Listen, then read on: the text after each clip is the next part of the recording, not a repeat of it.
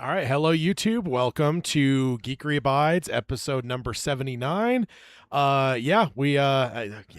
YouTube, Sydney. YouTube is, seems like it's running slower than it usually does. But yeah, we're here, for episode 79. Let's go ahead and hit the intro and get started. As Peter's alluding to, we're talking some Scream. I also was slightly upset because I'm like, oh man, I wore my Scream shirt yesterday. Forgot I have two Scream shirts. Aha. So it worked out. I actually completely forgot. It probably would have, if I would have thought about it, I would have worn this one yesterday and my other one today, but whatever. All right, let's go ahead and hit the intro and get started.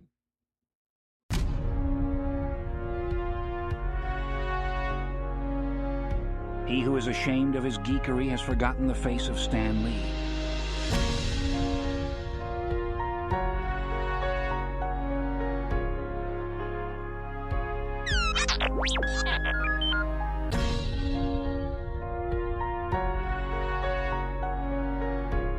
You the proud, the geeky.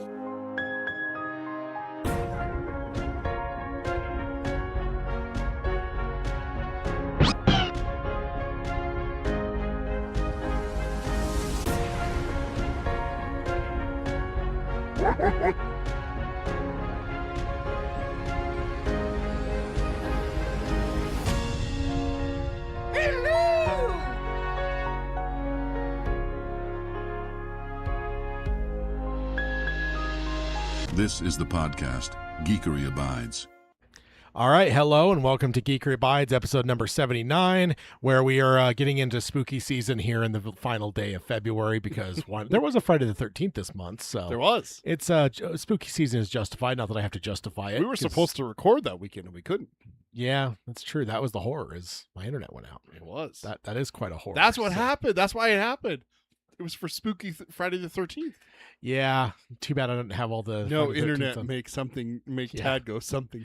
pretty much. Go Uh, crazy. Don't mind about it. Yeah, pretty much. So yeah, episode 79 is I was thinking about it. So Alien, 1979. Apocalypse Now, 1979. Amityville Horror. Ooh. It's a good year. Also, The Warriors. It's a great. Oh, It's a great movie. The Warriors. Good cult classic there. I just saw a video on that not too long ago. Or Dude, that popped up. I had an Instagram reel pop up on mine. It was like the cult classic, The Warriors. And I'm just like, what is this, like an advertisement? Like, what the hell is it? No, it was just some dude just like, dude, The Warriors is such a good movie. Go watch it. no, And I was saw one they were interviewing the director and then the actor that played the main villain. Yeah.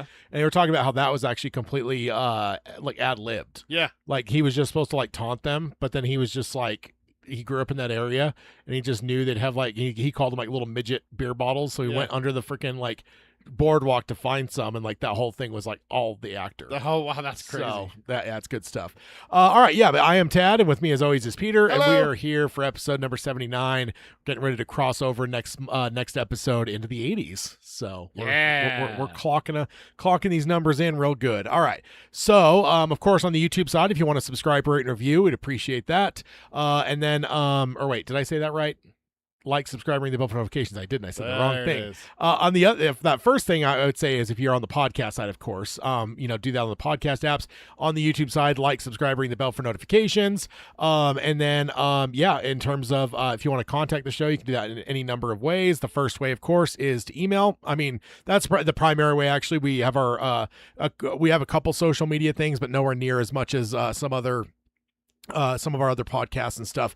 But on the Geekery Abides side, if you want to email the show, you can either email Peter at geekeryabides.com or Tad, Tadd, at geekeryabides.com and reach out to us directly. We do the every other on the episode. So the odd ones are Peter or me, the even ones are Peter. Yep. And so if you want to reach out to the host, just send emails that direction. Or if you want to surprise someone, that's a way to do it as well. Yeah. Coming off of Harry Potter and going right into a slasher. Yes. That's some good stuff. So let's jump on over to watching, reading, playing.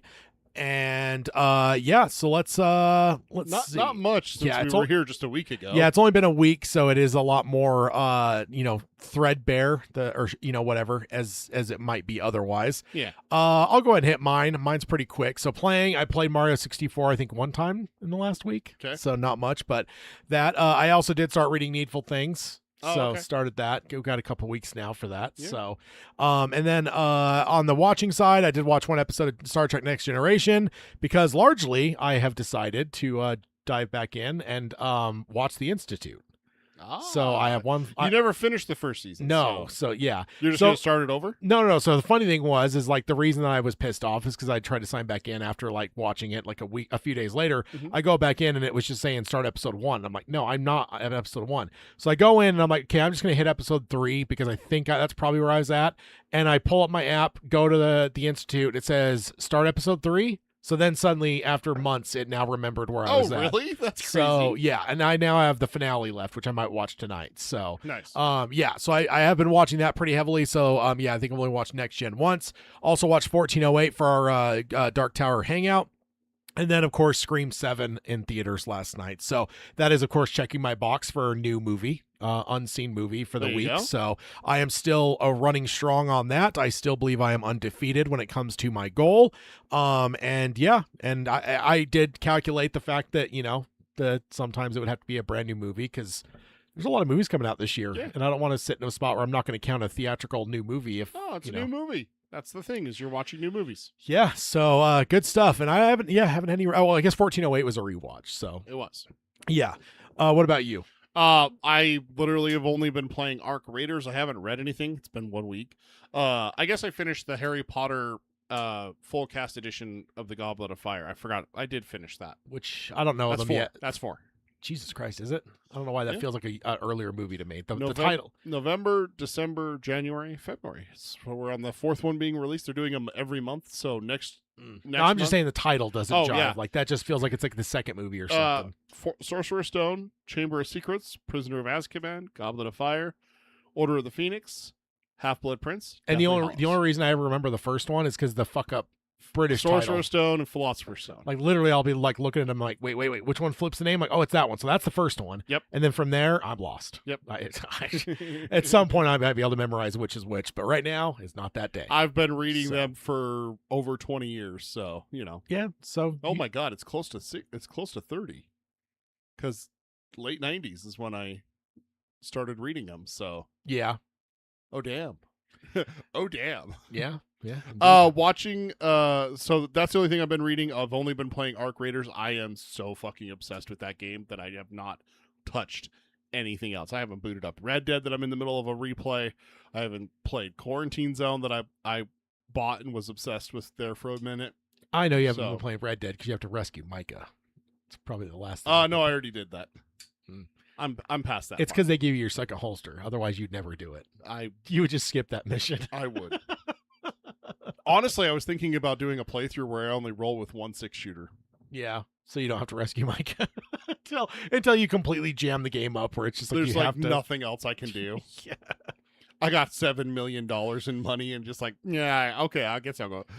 I wonder how much you could actually get with all the like the gold stashes and stuff. Like I know there's like the glitch that you can like get infinite or whatever on the bars. There's a couple that they had that where it's like if you grab it and then don't grab something else and you ride away and come back, yeah, it's there. I did that last time. They've fixed a few of those actually, is what I found out looking on Reddit. 'Cause I'm like, hey, is this one of the ones that has like the glitch? Because I was really early on and I needed some money because I couldn't even afford like the really good bullets, the express bullets.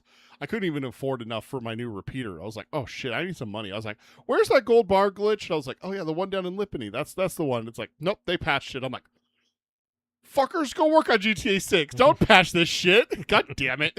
I was not happy about that. Yeah, indeed. And then watching 1408 and Scream 7 just like you. And then my wife and I watched the Resurgent Scrubs is back. They they did that? It just aired on Wednesday is when it came out. Oh, okay. First 2 episodes. So that was an experience that I'm going to save that. We're going to talk about it later in our popcorn topics. I've never seen that show. No. It you'll understand. It's not about Scrubs. It's about something else. I think, that happened during watching Scrubs. I think my my algorithm is wanting me to re-pick up Schitt's Creek. Oh yeah, I've been getting a number of reels on that. Catherine O'Hara.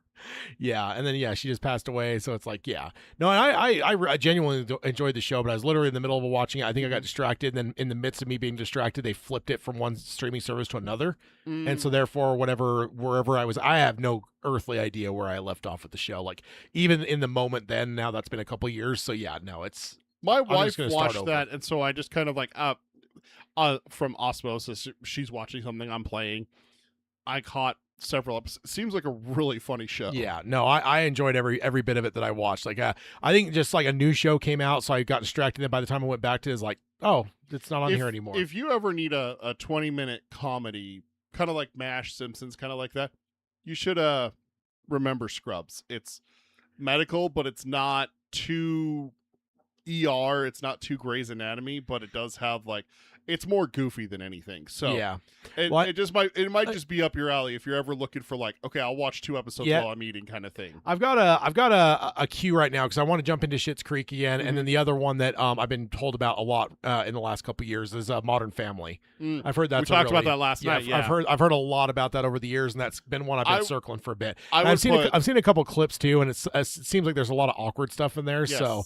So you would be sending them to me. Oh, absolutely. I would say that Schitt's Creek, Modern Family, and Scrubs, all 3 of those are kind of in the same vein of comedies. Like they would be very similar aspects of them. Yeah.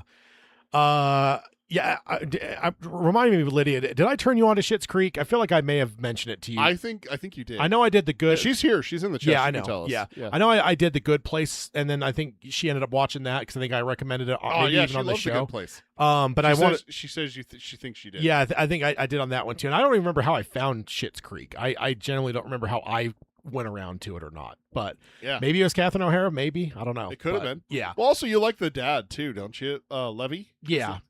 No, for sure. And then my wife says in the chat, watching Scrubs, Supernatural, Scream 7, finishing Danny Coughlin's Bad Dream. She said she was this close this morning when she was doing some chores. She's like, I'm gonna go listen. I'm almost done.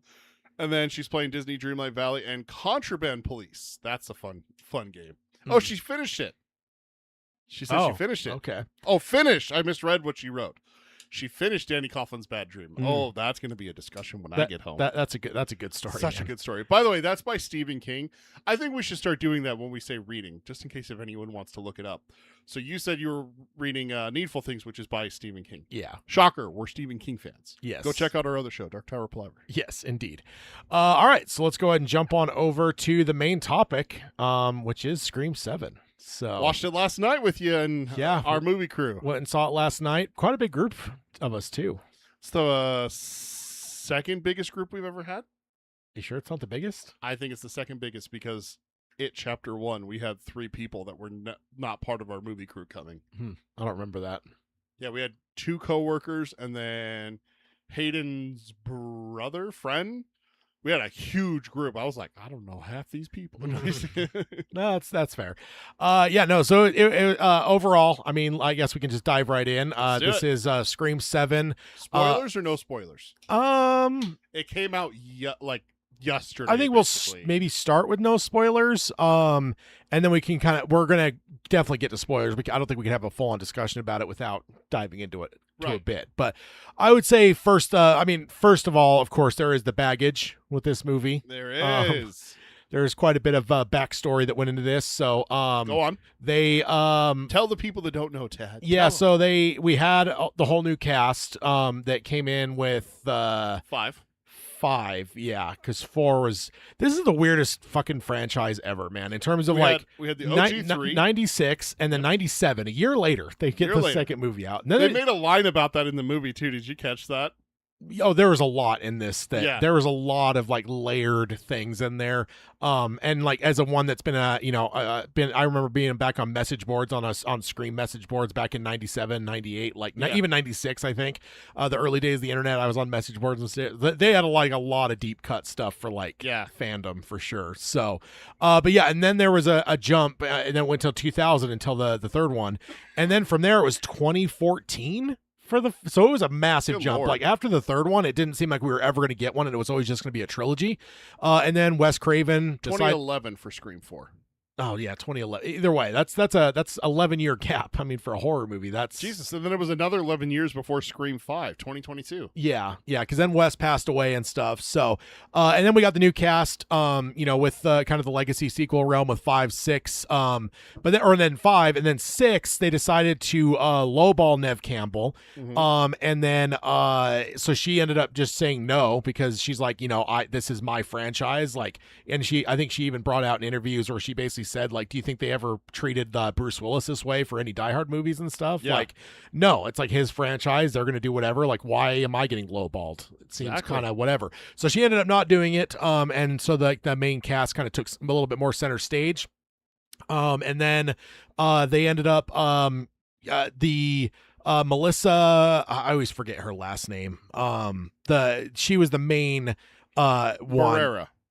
What is it? Melissa Barrera. Barrera, yeah. So she said some things that apparently the company wasn't too happy about, so they fired her. Jenna Ortega suddenly came up with scheduling conflicts, and then a few months after that, she basically came out and said, yeah, they fired Melissa, so I had no interest in being involved in it. And then when the entire movie fell apart, I just read recently they spent something along the lines of $500,000 to have the movie rewritten. Yep. And they ended up giving Neve Campbell a truckload of money. I think they ended up paying her $7-8 million for this. Are you talking about 7 or 6? For this one. For 7. To bring her back, because once they fired Melissa and then Jenna Ortega, which is obviously a hot property right now, she's one of the bigger, horror actors that are new and younger. And so to lose her and, everything like that, they basically had to go back to ground zero. And for 7, I mean. And then, so they ended up giving Neve her money. And so we got Sydney returning. So that's kind of the long and sordid backstory. There was one thing I did want to add that I did remember from that is that there was I don't remember who it was saying it, whether it was the director, the writers, or the production company, but one of them was interviewed first and said, oh yeah, the script didn't change very much because we don't have Neve Campbell. And then, like, a year later, they're like, oh no, yeah, we had to, like, rewrite the whole thing. And it's like, well, wait a minute, you said earlier that it wasn't changed hardly at all, but now it is. I remember us covering that and being like, wait, what? Which one is it? You know? Yeah. No, they would have had to have. Yeah. And 6 too. Like, all told, it was probably a couple $1 million they had to spend between 6 and 7 to rewrite 6, and then now they had to rewrite 7 as well. So that's where we left off. We did get the Meeks twins in this to carry over from the 5 and 6 realm. So they're not just completely ignoring them. No, so there is like slightly a crossover when we get into this one for sure. Of course, the big stories going into this movie was Kevin Williamson, which is the originator of Scream. He's the one that wrote the screenplay called Scary Movie back in the mid-90s, and then was eventually got signed on to by Wes Craven, was renamed Scream. So like literally this guy is the Big Bang for Scream. He is George Lucas for this, like I know everyone loves to like kind of like lock onto directors for a lot more for some reason, but Kevin Williamson is the one that wrote the original brilliant script that would go on to be Scream. So I honestly did not know that. I thought this was a Wes Craven creation. No, yeah, I mean, it was Wes's movie for sure, but yeah, Kevin Williamson put himself on the map by writing this indie script called Scary Movie that, obviously became a hot property. It became like a bidding war and everything else. And then, they ended up nabbing one of the best horror directors of all time to direct the damn thing. So yeah, just to see Kevin Williamson kind of returning back to the fold. He's been away from it. I want to say that he was involved up through 3. And then from there, he wasn't really involved in these movies, except obviously he's always given credit because he created not Ghostface, because not necessarily a mask, but he created the characters. He created like Sidney Prescott, so he would have always had like characters by Kevin Williamson in every movie. But to see him actually returning, I don't know that he'd ever done a lot of directing before this. He certainly never directed a Scream movie. So from a perspective of that, like from a massive Scream fan, and I would almost say a lifetime Scream fan, because 96. I mean, I guess I was 11 years old, but I've been a Scream fan since day one. I guess he directed one other movie in 1999 called Teaching Mrs. Tingle. So, yeah, definitely not a director. But yeah, so, and I want to say he may have written this one as well. Yeah, screenplay by and based on characters created by. So maybe he wrote it, maybe he didn't. sometimes the writing credits get a little bit strange. There's a couple other names on the writers, so maybe he didn't full on write this script, but either way, this is a cool coming. So I think it was kind of sad that all the stuff happened with Melissa to the point where we like had to deal with all this controversy and stuff. There's actually protests at the what do you call it? Like the red carpet. What do you call that? The premiere. They actually had a bunch of people screaming and shouting and telling people not to go see the movie in protest for Melissa at the premiere, where like the cast for and Scream 7, really? like oh, wow, I didn't hear about that. Like a week ago. So it's unfortunate, but I kind of get where people are coming from. You know, I'm kind of disappointed that they, you know, kind of fucked over Melissa as well. I've also seen reports on Twitter that a number of people there was some booze throughout the country when the searchlights. Or Spyglass. Yeah. When the studio thing came up, there's been a number of boos reported throughout the country when that came up on screen. Yeah. And I'm sure, well, it does also sound like, just as a whatever, as of right now, it's looking like this might be the highest grossing opening weekend for Scream of all time. So it doesn't seem like the protests or the boycotts are working much. Yeah. So that's all the background as we move into this, to get here to Scream 7 in 2026. Yeah, so that's the backstory. Yeah. Kind of a topsy-turvy there for a Yeah, minute. it's been a tumultuous thing. I want to say that they may have wanted this movie out previous, like maybe last year. I don't remember, but they obviously it pushed everything back. I also think that you know, there's some, you know, like some mixed reviews on the dumb stupid internet shit, including you know, like a lot of critic reviews, but I always say, you know, Confucius used to say, you know, anyone that listens to movie critics when it comes to horror movies is a fool. That person's a fool. I am looking at IMDb right now, and there is a mass one thing, so I believe there's some review bombing going on.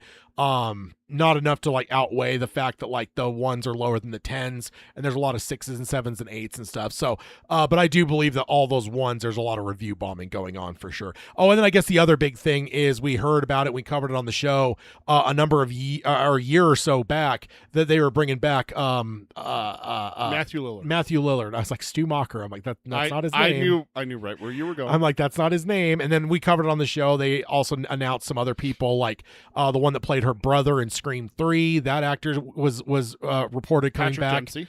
No, that was the cop. No, that was the cop. That was the cop. Because Okay. like that, the big thing in the fandom was everyone thought that she was going to marry him, and it's been the fan theories for years. And it actually sounds like Patrick Dempsey a couple times they've actually approached him, but every single time I think they were going to bring him into 4 to be her husband, and they were going to bring him in for this, but both times scheduling got fucked and he was unable to say yes. So now we've had to get into a spot where Patrick Dempsey's character from Scream 4 is not the husband. Scott Foley, that's who I was thinking of. And what's Roman his Bridger. Roman, yeah. Yeah. So we had announcements on that. We also had announcements on Billy's mother from the second one. Mm-hmm. We had all these casting announcements, and it was like, Kate, what the fuck is going on? These people are all dead. I think I predicted pretty early on the show. Even I'm like, it's got to be like deep fake shit. Like there's no way they're like bringing any like. I think I theorized maybe a dream or something like that. Yeah, maybe, but it's like I think that's just an alternate theory. Yeah, but obviously, because Scream's always been really big when it comes to like embracing modern technology. Yes. It still always makes me laugh watching the original though, because I don't think people realize how non-ubiquitous cell phones were back then. Yeah, it's like why do you have a cellular telephone? Everyone son? nowadays, is everyone like, has one, Sheriff. Well, he even says that everyone has one, but it's like it's funny because like as a watcher nowadays, you'd be like, of course everyone has a cell phone, but then him having that answer in the '96 though, that wasn't really true. It's like no, not everyone has one. It's just kind of a weird excuse. So it's kind of a weird thing. But yeah, so Scream's always kind of embraced like obviously like it's very meta. So like there was always going to be like kind of like, you know, remarks on other horror movies. There's going to be remarks on, you know, like the state of horror movies and the state of even society in general. Mm-hmm. So I think that like AI is like the dead giveaway was like when they announced Stu, I was like, because that's the other thing. One of the biggest conspiracy theories in the history of Scream fandom is that Stu wouldn't have died. Like a TV falling on his head, it's not enough to kill someone. Even an old CRT TV. Yeah. So that literally goes back to like 97. Like was fan theories after the second one came out where like there's a third killer. Stu survived and he's like the third killer in this and stuff. So and again, you kind of alluded to there's some some like allusions to different things in this to like previous films and stuff, and I think they did a great job of that. And I think that there was a couple times Hayden probably was sitting next to me, heard me chuckling, because there was a few times, oh yeah, there's like, even when they first pull up in the car and like you hear the podcast turn off the very opening scene, you hear him saying, and then and Stu Macher, like whatever, like it was basically a conspiracy theory podcast saying that Stu wasn't really dead, and I just almost like a fan theory, almost. Yeah, except like, about a real life killer. Yeah, so. exactly. And so it made me chuckle because I'm like, oh, they're playing towards the audience. Like every person like me that's a massive Scream fan will have been on message boards and heard all these conspiracy theories. And when they announced Matthew Lillard coming back for this, dude, you should have seen the fucking the Stu truthers. They lost their fucking mind, man. They're like, see, we've been telling you guys for 30-something years he isn't dead and stuff. So I don't think I ever doubted it. I don't know about you. Like in terms of like as we went through the movie and stuff and he showed up. I'm glad that he was able to return though, because I mean we brought Billy back 2 movies ago. 5. In 5? Yeah. So we brought his daughter has like the flashes of him. Yeah. And that's the only reason I wasn't like necessarily convinced it would be a dream or any kind of thing like that, because we already did that with Billy, and I'm like, they're not just going to repeat it for Stu. So that's why I was like, it's going to be like deep fake or something. It wasn't a dream for Billy. It was like she hallucinated him. Like she's driving in her car and sees him in the rearview mirror talking to her about being a badass and stuff like that. So it's not like she was having a dream about him. So you were thinking that it would be something different than that, like the psychological kind of stuff. Yeah. So I was just like, deep fakes are such the thing nowadays. I'm like, that's what it's going to be. Was my theory all along. I'm sure I said it on an episode a number of months back or whatever. Yeah. So go ahead. You can jump in on some like non-spoiler stuff too. I feel like I'm just like monologuing here, but it was really nice to see Nev back. Nev Campbell is just, I think it's 1A, 1B when it comes to Scream Queens with her and Jamie Lee Curtis now. Ooh, yeah, that's a tough You put those two head to head now, and it's like, ooh, both of the, and they also follow pretty parallel paths. Yeah. The franchise started with them. Yeah. 2 Halloween movies for Jamie Lee Curtis, 3 Scream movies for Nev Campbell, and then it diverts from Halloween. It diverts a little but bit, connected to an extent. But then also you have, because it's connected because it's her daughter in the middle movies of Halloween. So it's like it's always still tied to Jamie Lee, even though they don't have Jamie Lee in them. Yeah. And then like the same thing with like 5 and 6 with Scream. Like yes, or even 4, because Nev comes back for 4 because the niece was actually supposed to be more of the main character feel in 4.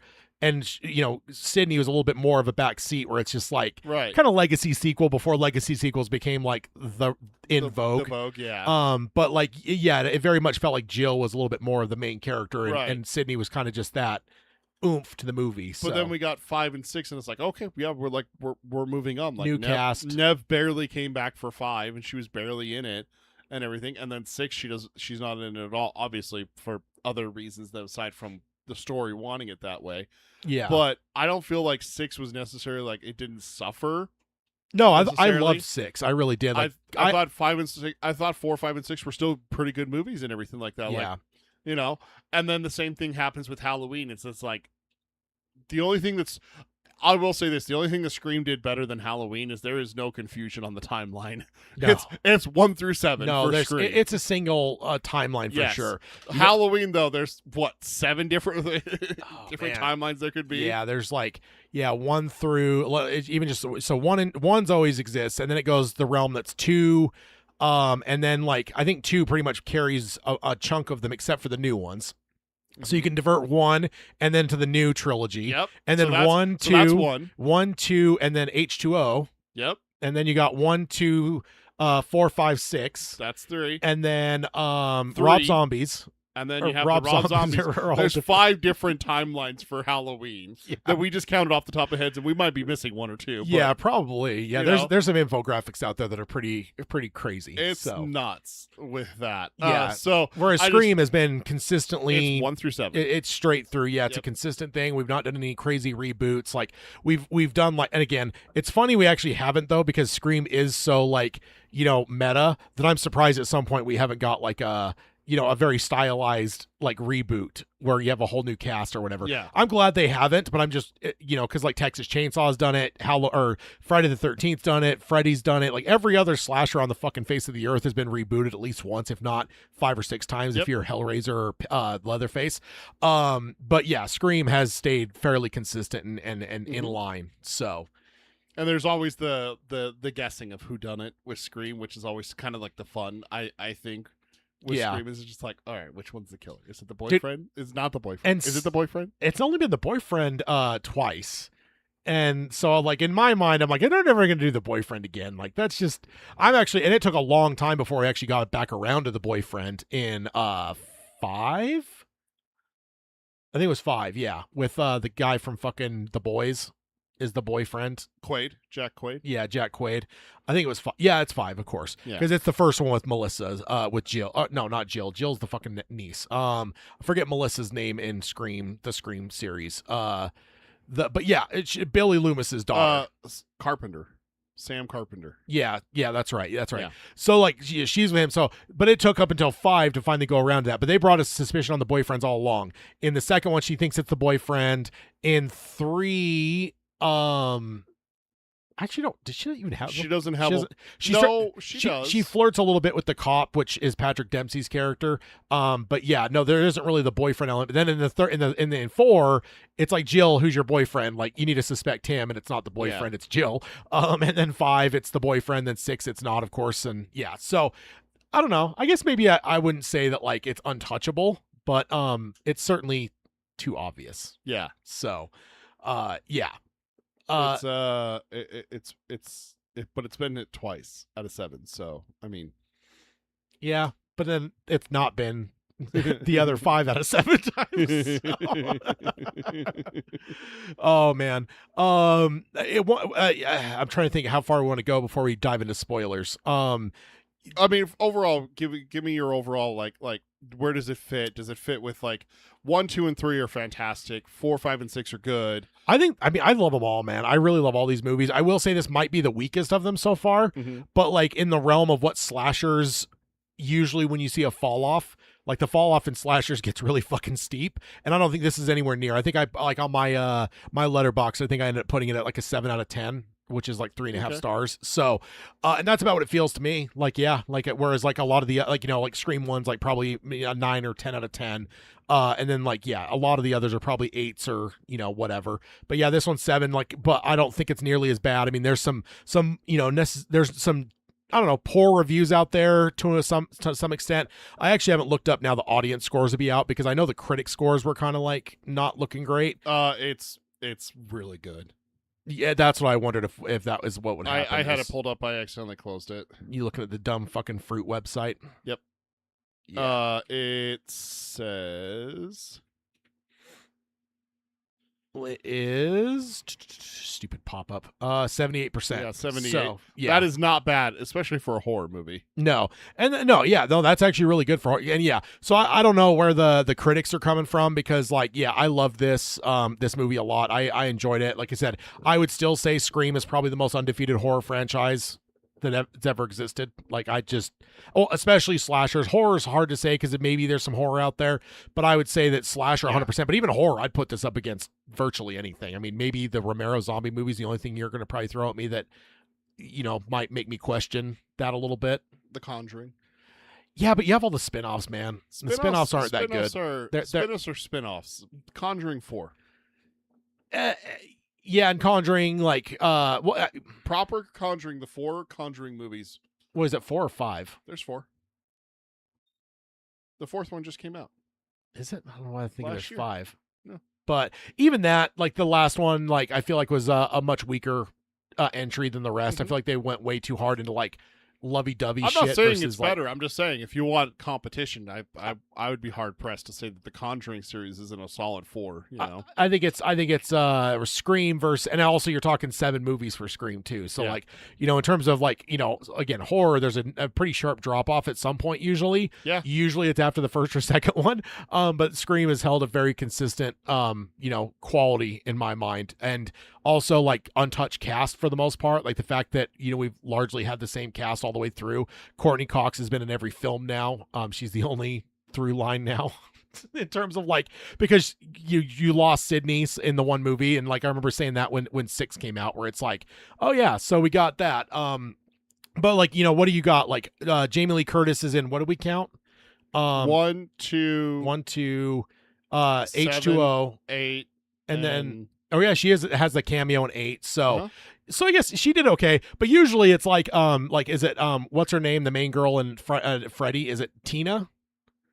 And she survives the first one. Then, like, the opening scene of the fucking next movie, they fucking ice her ass. And they did the same thing in Jason, where he comes out of the water, or she dreams him out of the water, but then she ends up dying in like the first scene or whatever. So the fact that, like, you know, they've never gotten to the point, except for Dewey, they've not got to the point of like killing off Sydney. I was a little bit afraid in this one. There was part of me that's like, are they just gonna see the paycheck they just gave her? And like, I don't know. Going into the movie before the lights even went out, I was like, are we doing this? Like, that was just I'm not saying anything that happened. I'm just saying I was bracing for it, because the element of, like, you know, sometimes when a cast member gets too expensive, sir, you just gotta move them out of the way. Although, how is Courtney Cox not as expensive? Like, objectively, isn't she the biggest star in this franchise? Like, if you consider like the Friends thing. Like, I mean, Friends, let's be perfectly honest, aside from Friends and Ace Ventura, as Courtney, and Scream has Courtney. But Friends alone, I mean, she's one of the most iconic shows of all time, and she was a primary cast member. Like, that's what I mean in the realm of, like, she's kind of like one of those faces that 50 years from now people are going to know because of Friends, most likely. I would hope because of Scream as well. But it's like, certainly Neve Campbell doesn't have the same kind of cachet outside of the Scream movies. So she's not done a whole lot. I guess probably I just keep blanking on his name. Matthew Lillard is probably the next biggest star. Yeah. And he's only been doing a lot recently, right? Like, because he fell off there for a while, but he did the Scooby-Doo movies, and then recently he did like what's the fucking Chuck E. Cheese shit? Five Nights at Freddy's. He's done a lot of stuff. He's been doing a lot of stuff recently. I'd say in the last 3 or so years, he's been like all over the fucking place, which I love. It's been like kind of a resurgence for him. Also, Roger Jackson, we have his voice throughout all of the movies as well. I Googled it just to see. Reportedly, Cox made close to $5 million for Scream 5. So they're cheaping Neve Campbell out which is higher than Neve Campbell's salary for that specific film. Again, because she's the biggest star, but it's like, but then they're. I will say though, I did rewatch 5 with my wife when she was going through her rewatch. For what Neve is in that movie, Courtney was way bigger role in that movie than Neve was. But was that because they were cheaping her though? It could have been because they were cheaping her. And she's just like, you know what, I'm going to do this many days. But the way that the script was written, you know, if that's the way the script was written, I'm devil's advocate here. We don't know. But if that's the way the script was written, is that Neve has a smaller part, it makes sense to pay Gil more, because she was the main, aside from the two sisters, she was the main. She's the number one, you know? Not Neve. It was her. What about, so we, in terms of the 6th one too, opening it up with like killing the killer was like one of the most genius things in 6. Yeah. Because we'd never done that before, you know, in terms of like, you know, basically like having like an opening killer scene, but then like the killer gets killed. Like, that was like, I don't know. There, and we'll get into it when we get into the spoiler section here. There was some stuff that did in here that felt a little bit unique as well. So yeah. But yeah, I guess you know, I remember as a kid though with was it the 3rd movie that got really heavy with like the voice changer, you know, and it's Roger Jackson's voice. And I remember being a kid just being like, can they really make that voice changer, please? Nowadays with AI, I probably just could just do that. But I wanted that as a kid because I was like, that voice is fucking iconic. So good. Oh yeah. So good. It's so good. Yeah. Great stuff. Should we go into the spoiler section now? Let's see. We talked about the backstory, talked about overall thoughts. Yeah, because I think beyond that, everything else we're going to talk about is definitely going to be spoilery. Oh, I guess I should give my take. You gave your take, but I haven't given my take on where it sits. Oh, yeah, where it sits. And I will say I haven't actually ranked them all, but just gut check, I do feel like this might be if I did a ranking of them, I feel like this might be the lowest. But again, that's like, I have 7 children that I love. This is just my least favorite of those 7 children. It doesn't mean I don't love the child. So Sophie's choice kind of thing. Yeah, well, no, because that'd be letting one of the kids die, and I wouldn't do that here. I'd just say kill me because I don't want any of my 7. You have to delete one Scream movie from existence. Go to hell, Powers. I forgot. I have a button for that. You do. Go to hell, Powers. There you go. I thoroughly enjoyed it. I thought it was a lot of fun. I do think that it might have been just a little bit too predictable for me. We both guessed some stuff. We talked about this last night when we were outside the theater, and we'll get to that here in a little bit. But also there was a little bit of stuff that I was just like, that could have been done a little bit better and stuff like that. So I think it's down there in the realm of like, I don't think I was a huge fan of 6 as much. So I think it's kind of down there for me. 1, 2, and 3 I think are S tier. 4 is A tier. And then 5 might be A tier or maybe the tier below that. And then 6 and 7 are down a notch from that. Okay. Yeah, no, yeah, for me, yeah, that's I tiering it would be interesting, but yeah, I don't know. That'd be a tough one for me to to actually tier it out. But that's one thing that I've been considering is that me and you need to start doing some tier stuff.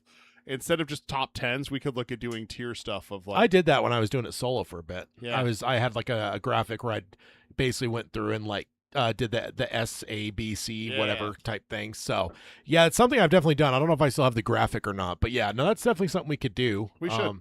Yeah. So we should just throw a bunch of horror movies on there one time that we've both seen and just be like, okay, here's our horror movie, tier lists. Just come up with like 20 movies and then just 25, 50. I don't know. You think that almost could, depending on what it was, that could almost be an entire freaking show. That'd be a lot of fun to talk about and be like, in terms of we each like go through and place the movies and then have our discuss two it. tiers next to each other. What if we did it real time? That's what I'm talking about. It's like if we get it to where you could be able to do it on the fly. Ooh.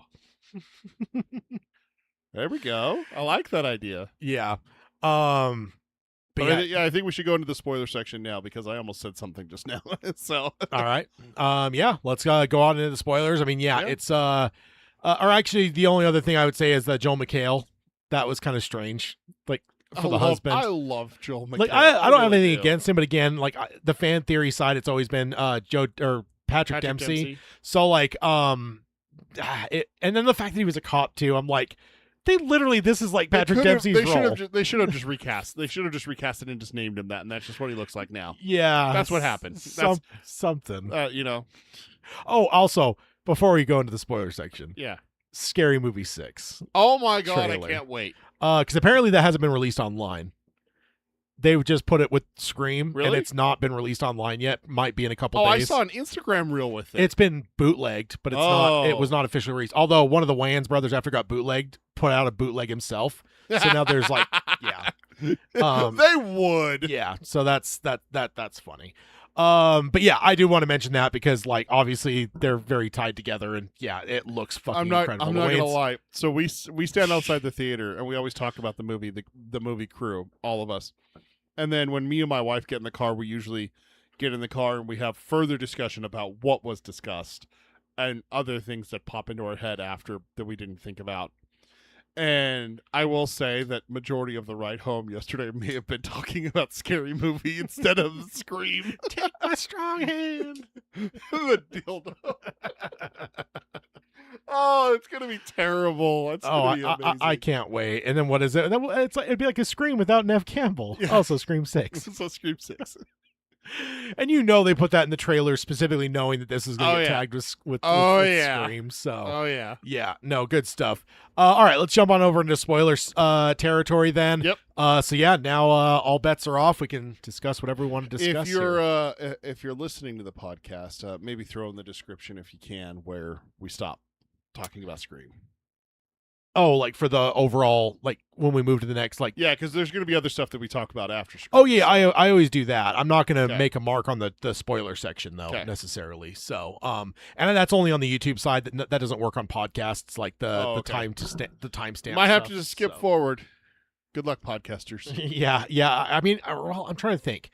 I don't remember. I don't know if I actually do put. I guess maybe I can try to remember to put the timestamps, like because I have to put timestamps in the comments of the YouTube thing, and then actually parses out like the chapters and stuff. Right. So I think I delete those and probably put in the podcast. I guess I could theoretically keep them in there in the podcast side for this. So, that's definitely doable. I just got to remember to do it. Because usually we since we put the main topic first, we got the other topics afterwards that we gotta.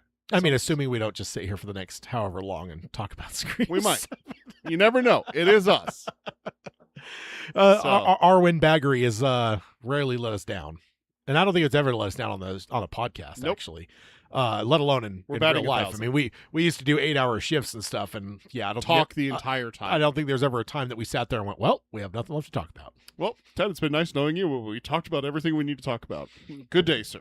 Shake hands and part ways. The day that happens, the day that hell freezes over. Because me and you always have stuff to talk about. Oh, So, shit. We just stop midway through a podcast like, wait, we have discussed everything. we've discussed All literally right, everything. end of the show. Click. Good day, sir. Shake hands, and I just get up and leave. Never to talk to you again. Pretty much. Oh, absurdity is my favorite. I grew up on The Simpsons, and It's it great. and it shows. No, yeah, I did just have a couple little gripes here and there with things. It's just like, oh, I will say, the 2 deaths in this that were brutal as hell. Let's start with some positive instead of some negative. The 2 deaths, the high school girl from the Peter Pan contraption. Peter Pan contraption. I was trying to think of what that's actually called, like when you're rigged up to be able to fly and stuff.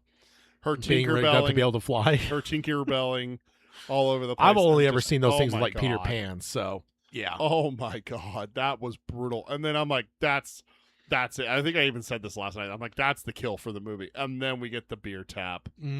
Yeah, the beer tap is. Oh my God, that's an all timer for sure. We were just talking in the last episode about Fall of the House of Usher. yes. And there's just some like all time, History of Violence also has an all time like that'd be an interesting episode. Top 10, or have we done that? Top 10 horror kills of all time? I think it might be one that we've suggested, like it's on the list, but I don't think we've ever actually done it. Are you sure? It sounds really familiar. I will look, but go ahead. But yeah, no, the beer tap was definitely an all timer. And here's the thing about the flying machine one. I loved it, and it's exactly what I kind of would have expected. But I guess I don't necessarily give it as much credit as some people are giving it credit for. Not just you. I've seen some people online that are like, oh my God, I can't believe how brutal. But I'm like, have you guys seen the previous movies? Like the very first kill in the entire franchise, the dude's guts are all over the fucking place. So like, and before Scream came out, like it was pretty like the Romero and like the Tom Savini era of like gut pulls and zombie stuff that kind of tapered off to where throughout the 90s there wasn't a lot of like overt gore like that. So like Scream was kind of a punch in the face to where like I'm not even talking down to all I'm saying is like it just felt on brand for Scream, so it wasn't like a shocker to me. Whereas like the beer tap was actually kind of a shocker where it's like, oh my God, that is like, but it's more about the creativity for me than it was the brutality. It was more of just like, I can't believe how fucking insanely creative that was. Yeah. But yeah, the gut splatter with that, I was like, when I saw her starting to pendulum, I'm like, oh, I know where this is going. I was gonna be really upset if they didn't do it. I'm like, it's perfect because her legs up, her hands back, like putting her belly down, like it's waiting for her to just be gutted like a fish. Like, yeah, if you don't do it at this point and you just like slit her throat or just stab her repeatedly, it's going to be a missed opportunity. Oh yeah, 100%. And they did not miss, that's for sure. No. I looked it up on our thing. Top 10 horror kills is an idea that you have. We have not done it. We haven't done it, really. We have not done it. I swear I remember actually. I Control F to search the Google sheet, and Interesting. we have top 10 horror films and top 10 modern horror films. And then I went to the We've done those. We've done those. Okay. And then I went to the ideas thing and still had horror, and it says top 10 horror things, and it was your idea that you submitted saying that we should do that. Okay. So you absolutely thought of the idea. We just haven't done it yet. Okay. And I know that we have a couple empty episodes here in this year. We do, but we also still gotta hopefully get an announcement here soon about like Daredevil. Is there gonna be any breaks and stuff? Because we do need to move some stuff around here in which we're actually running out of episodes scheduled now. So because we actually have 2 more episodes until we have a blank one. We have Mask of the Phantasm, then Better Call Saul. Oh no, we have Harry Potter. So it is until the end of April, but still, that's about the time. Like things might need to move around a bit for Daredevil. So yeah, but that's the only empty thing we've got until late in the year. So August. although wait, is Clayface. I know I have Clayface listed, but it's just on the side. We didn't put it. No, we did put an episode, so that's gotta go away because that's been moved. So that's not. So we got some free episodes right around spooky season. Yeah, so I forgot. I got to figure out where Clayface was placed. Yeah. But I know it got delayed a little bit. I think it is still this year though. So, but yeah, for me, for sure the beer tap is the all timer for this movie. Like that's the kill for this movie. But yeah, I will say the head stab was incredible. Oh, with the boyfriend, yeah. The head stab was the very first kill. Yeah, the head stab was incredible. I wish they wouldn't have thrown the chandelier thing in the trailer because that was pretty cool. But it was just kind of like, oh, I've already seen that in the trailer. Yeah, but it also wasn't how she died. So yeah, but it's just it was very cool, very cool and creative. You got to throw one in the trailer to be able to entice people. Otherwise, there's a little less appeal for it. So yeah, I mean, you got to remember. Not everyone is us, Tad. That's like, oh, Scream movie? Yeah, I'm there. So, but I think I've given it some thought since we talked last night. I love the beer tap's great. I think I prefer the suspended girl a little bit more. Yeah, both of them felt like Mortal Kombat fatalities. Oh, they were they were brutalities. I mean, like they were rough to watch. Oh man. But the head stab though. I said it last night outside the theater. My only complaint. Is you kind of see his eyes move as the knife goes through the head, and you see his eyes kind of move a little bit. If the knife had been turned sideways, and you actually slit the eyeballs, and like the eyeballs just like perforated, and that would have been like next level. That may have actually taken the title. That puts in the question. That may have actually taken the title, which would be tough to take the title in the very opening scene, but there it is. Yeah, man. Ranking the Scream kills for each movie. There you go. I probably have to rewatch because I do think like 5s and 6 I've only seen those like once. I haven't rewatched this whole franchise very much. There's like, something 1 through 4 I've watched, and even 4 I've watched much less than the first 3, of course. But the first one I have memorized. But yes, there's definitely some ideas for sure. But absolutely, like there was definitely some good kills. The head stab, the bear tap, and the suspended are definitely probably the MVPs. I mean, that's. The majority of the other kills are just stab, stab, stab, move on. Yeah. The rigging kid, that's what it's called, a flying rig. The rigging kid that's in the wings off screen. Gets his throat slit off screen. So yeah, which doesn't happen very often in Scream. Though. Yeah, and I noticed that, and I'm like, I wish like whatever. But I'm like, I wish it was something a little bit better than just a throat slit. But I'm like, but then it's off screen, and the way that the scene's built, you have to do it off screen for the drama of the way that scene plays out. Like you can't see that kid get killed. Like that would completely throw it's the first kill in the town. I want to say Woodsboro, but it's not Woodsboro. Yeah, I forget the name of the town, but Pine Cove. Yeah. Pine Cove, Colorado, I think is where it is. Yeah. Yeah, something like that. Yeah, because the husband mentions that his mom is in Denver. So makes sense that they're not shipping them across the country to a different state or anything like that. Yeah. So. Well, they're loud and annoying and young, so why not just ship them across the country? And I'm trying to remember. She had a changed name in 4, Who? I think. Sydney.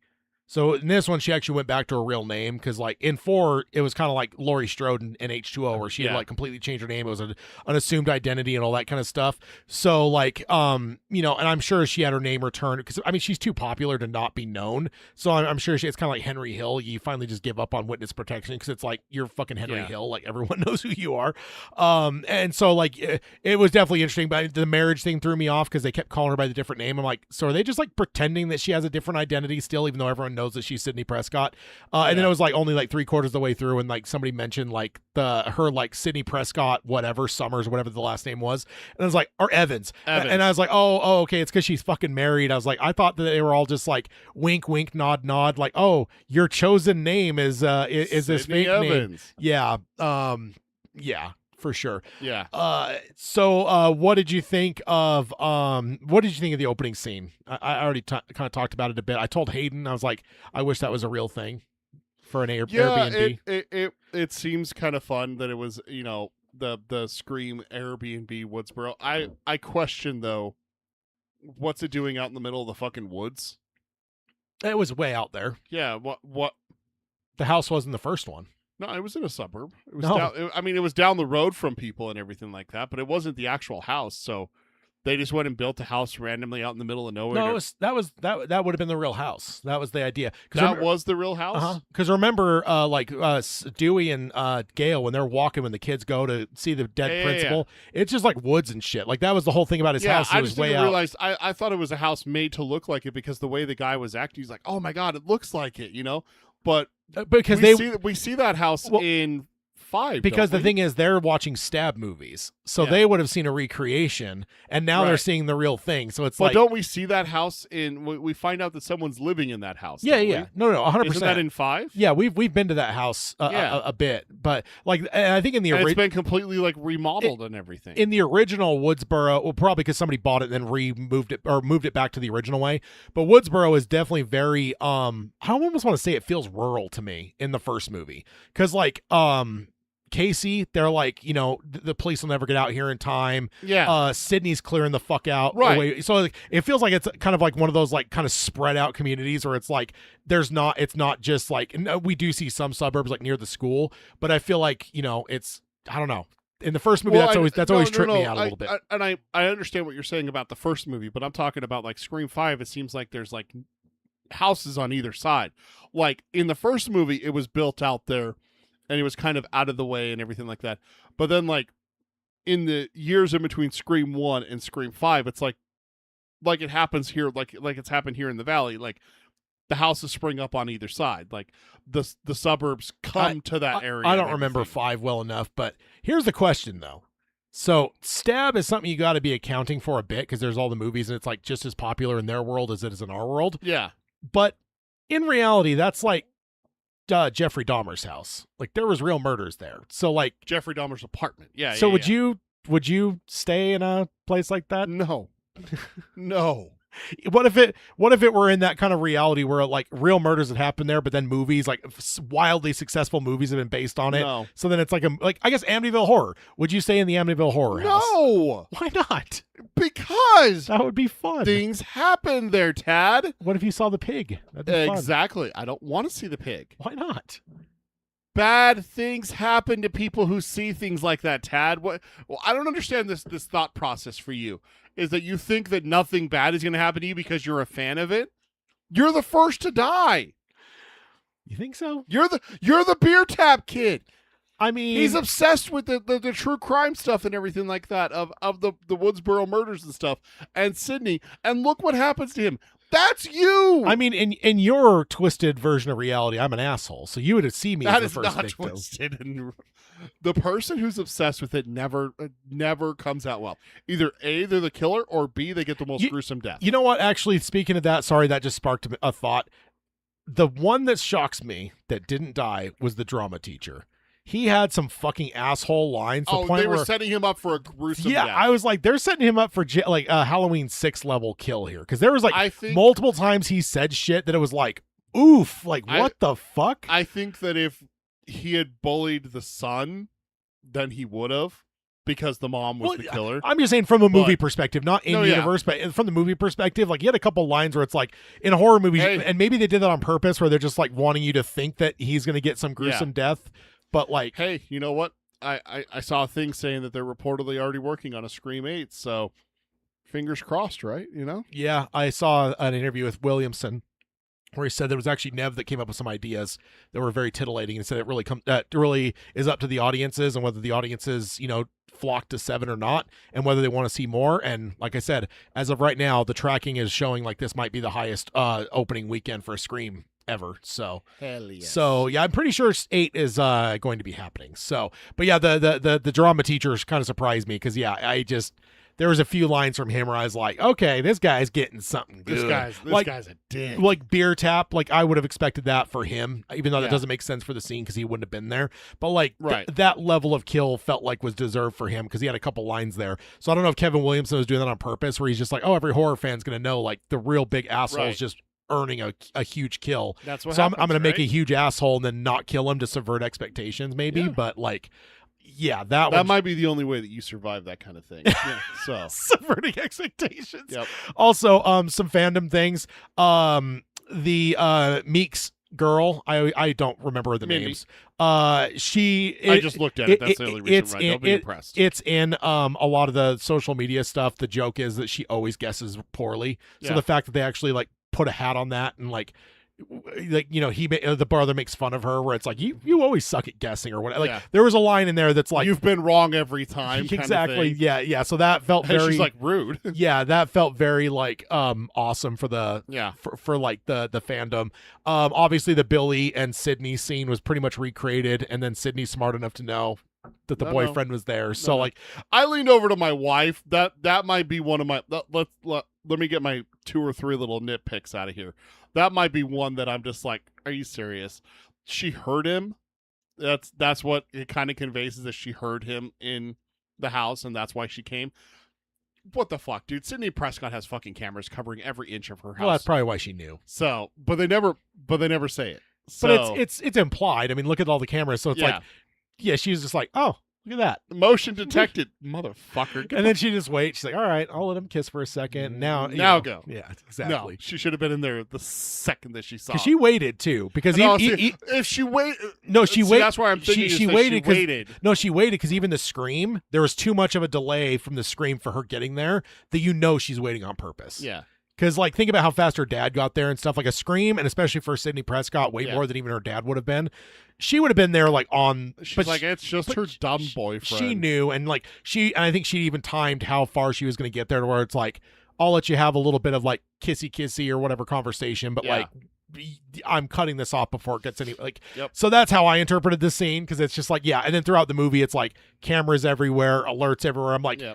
just she arms the system and everything. yeah. So like retroactively, I'm like, I feel like that explains like, because again the delay is Yeah. what threw me off. I'm like, is Sydney really not hear that scream? Yeah. And then she finally shows up. I'm like, that's kind of delayed. And I'm like, did she just kind of know? Was like, she in the bathroom when it happened? You know, that kind of thing. It's like, she's like, crap. she looks out the window and like sees him crawling across. Yeah. Huh. Huh. I guess he's coming to visit. She's downstairs making a sandwich and sees him like start up the wall. She's like, well, I might as well finish this. And here's the scream, and she's like, No, I just picture her sitting there with a watch, and she's like, once she hears the scream, all right, 2 minutes. yeah, They get 2 minutes. Yeah, I'm giving him 120 seconds. That's Because it. she'd be that like precise that she'd give it in seconds. Yep. Just like 120 seconds. Then I'm going. So, Yeah, sorry, but yeah. I cut you off on that. That one, but yeah. that one was just like, oh, come on. The only other one that I really, I'm gonna air my grievance is like, okay, Sydney rushes to the high school, pulls a gun out of her car that she has like in the center console, right? Mhm. Takes shots at Ghostface and everything, right?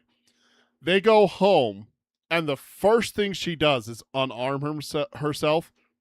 Fuck off. Well, after the cops cleared the No, house. no, Yeah, after the cops cleared the house. No. You think that Sydney Prescott is that stupid?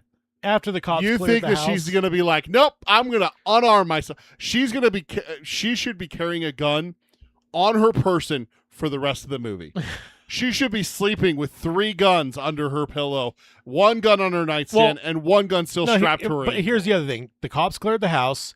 She thinks her daughter still has a go bag. So she literally thinks they're walking in for like maybe 3 minutes to grab their bags and Yep. go. So it's like, Okay, perfect. Let's talk about that. So you go in, you grab the go bag, and you go. So she's going to be unarmed in the car? She's going to be unarmed wherever she you think goes? she only has 1 gun, sir? Yeah, my point exactly.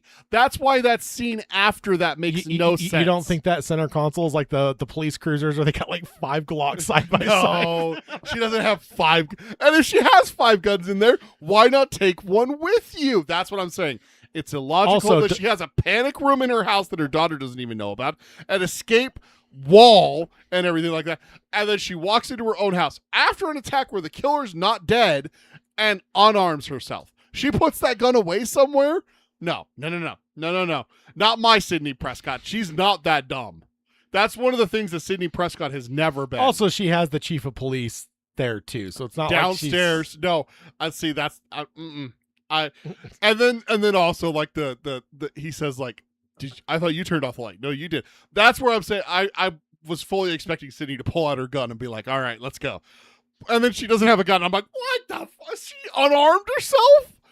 It's not like the cops took her gun. Yeah, I mean, the cops may have actually taken her They gun may have 'cause taken it for she evidence fired because she it did discharge it. in a school. But you mean that she's not going to have another gun? In a school, too. That's the Like other thing. you were saying, you don't think she has others? That's the thing I was thinking. I was like, oh, school shooting. She just fired, 5 or 6 rounds in a school Yep. auditorium. And there's a dead kid, so A few dead kids. 2, yeah. Also, I just in general, I mean, I know the whole idea is shoot for center mass, but this franchise is established. Body Headshot. armor is a big thing. Well, you put him down Like, and then you shoot him in the head. I wouldn't even try to put him down with the body shot, man. They've made it so clear throughout these movies, dating back to like the second or third movie. They're wearing body armor because so they it's know like, they're going to get shot at because they're running around in a gunfight with knives. So yeah, you it's know. like exactly. So it's like to me, and again, it's all drama. So it's like you've got to You have to. you got to set it up to certain ways, right? Yeah. Because the other part of it too is like I guess we never had like the Laurie Strode like shooting scene like in the newer trilogy. So it's like I'm not going to say that Sydney's like this fucking marksman, but Yeah. it's like so she's just one that's like has a gun, but she's not heavily trained. I mean, that was a far shot for a pistol, I guess. You so. aim for center mass. It's, Well, no, it's your in the best. auditorium, she never Yeah. hits the guy. So it's No, just she like misses. Yeah, it's a moving but target. then again, that's from- like what 50 something yards. Like that is a long shot for a pistol. It was a pretty big shot. Also, it was in the dark. Let's be perfectly It's not like honest. she's LAPD and missing a Suburban Right. 5 feet away. Right, exactly. Didn't even hit the fucking Suburban. Damn it. Oh, That was honestly like my biggest gripe, but the rest of it I thought was really good. And we talked about this last night outside the movie theater. We each you got, spotted one killer, I spotted the other. Yeah, so I spotted the whatever orderly. So a few things. One, the fact that he's like getting ready to like basically say no, I can't let you in. Like you're not the and then police he or whatever. and then he lets And then him. he does in kind of fanboy kind of way. I'm like, okay, that's either just subverting expectations because everyone's waiting for the whole, sorry, man, I can only let the cops in, whatever. or family, You or know, whatever. So for him to do that, I'm like, okay, so maybe there's subverting expectations, but I'm like, I don't know. And then when like, have you seen this guy? Oh yeah, that's Joe or John John Doe. And I'm like, nope. Because I'm like, again, I 100%. There's not 1 second that I believe that Stu is actually alive. Yeah. I don't care about the podcasts. I don't care about the fact that the coroner, died a couple years later and the paperwork was lost and like what. There's no fucking reality. I love that Sydney calls that out, or they're just trying to make it look like Yeah. he's still alive. Yeah, so I was never buying that for a second. So the second that dude said, like, oh, yeah, that's John. Like, yeah, he was here. He had amnesia. And he went on and on and on and on. I was just like, yeah, whatever injury, did all that to his face. I'm like, nope, this guy is one of them. And again, the other thing, I said it outside the theater, the thing that literally brought me back to immediately was Scream 2 with Billy's mom. You see her twice in the entire movie before that. She's this wannabe reporter that doesn't do her job well. Gail tells her off once, and then she shows up at one of the crime scenes trying to get an interview. That's the only other time. So that was kind of a crazy thing because in the first one, they were main characters, right? When you had the friends at the fountain, it was 2 of the 5 or 6 friends there. So it's like suddenly it was like this whatever. So that changed our entire calculus for how you find these killers. And so like every time that we have those like small scenes, I was like, okay, we just introduced this character. And the neighbor, I thought similar, but I was just like, maybe, but I don't know. And honestly, I usually don't try to play guess with these games. And honestly, if it wasn't for him actually admitting like, oh yeah, that's John. And like, that's what gave it away for me. Cause I actually don't try to play guess. Like I know some people like get their rocks off on, oh, I guessed it. I'm like, I don't give a fuck, man. I just watch the movies to watch the movies. And like, I love to rewatch them after the fact, knowing the answer and then seeing all the clues and all that kind of stuff. But like, I don't know.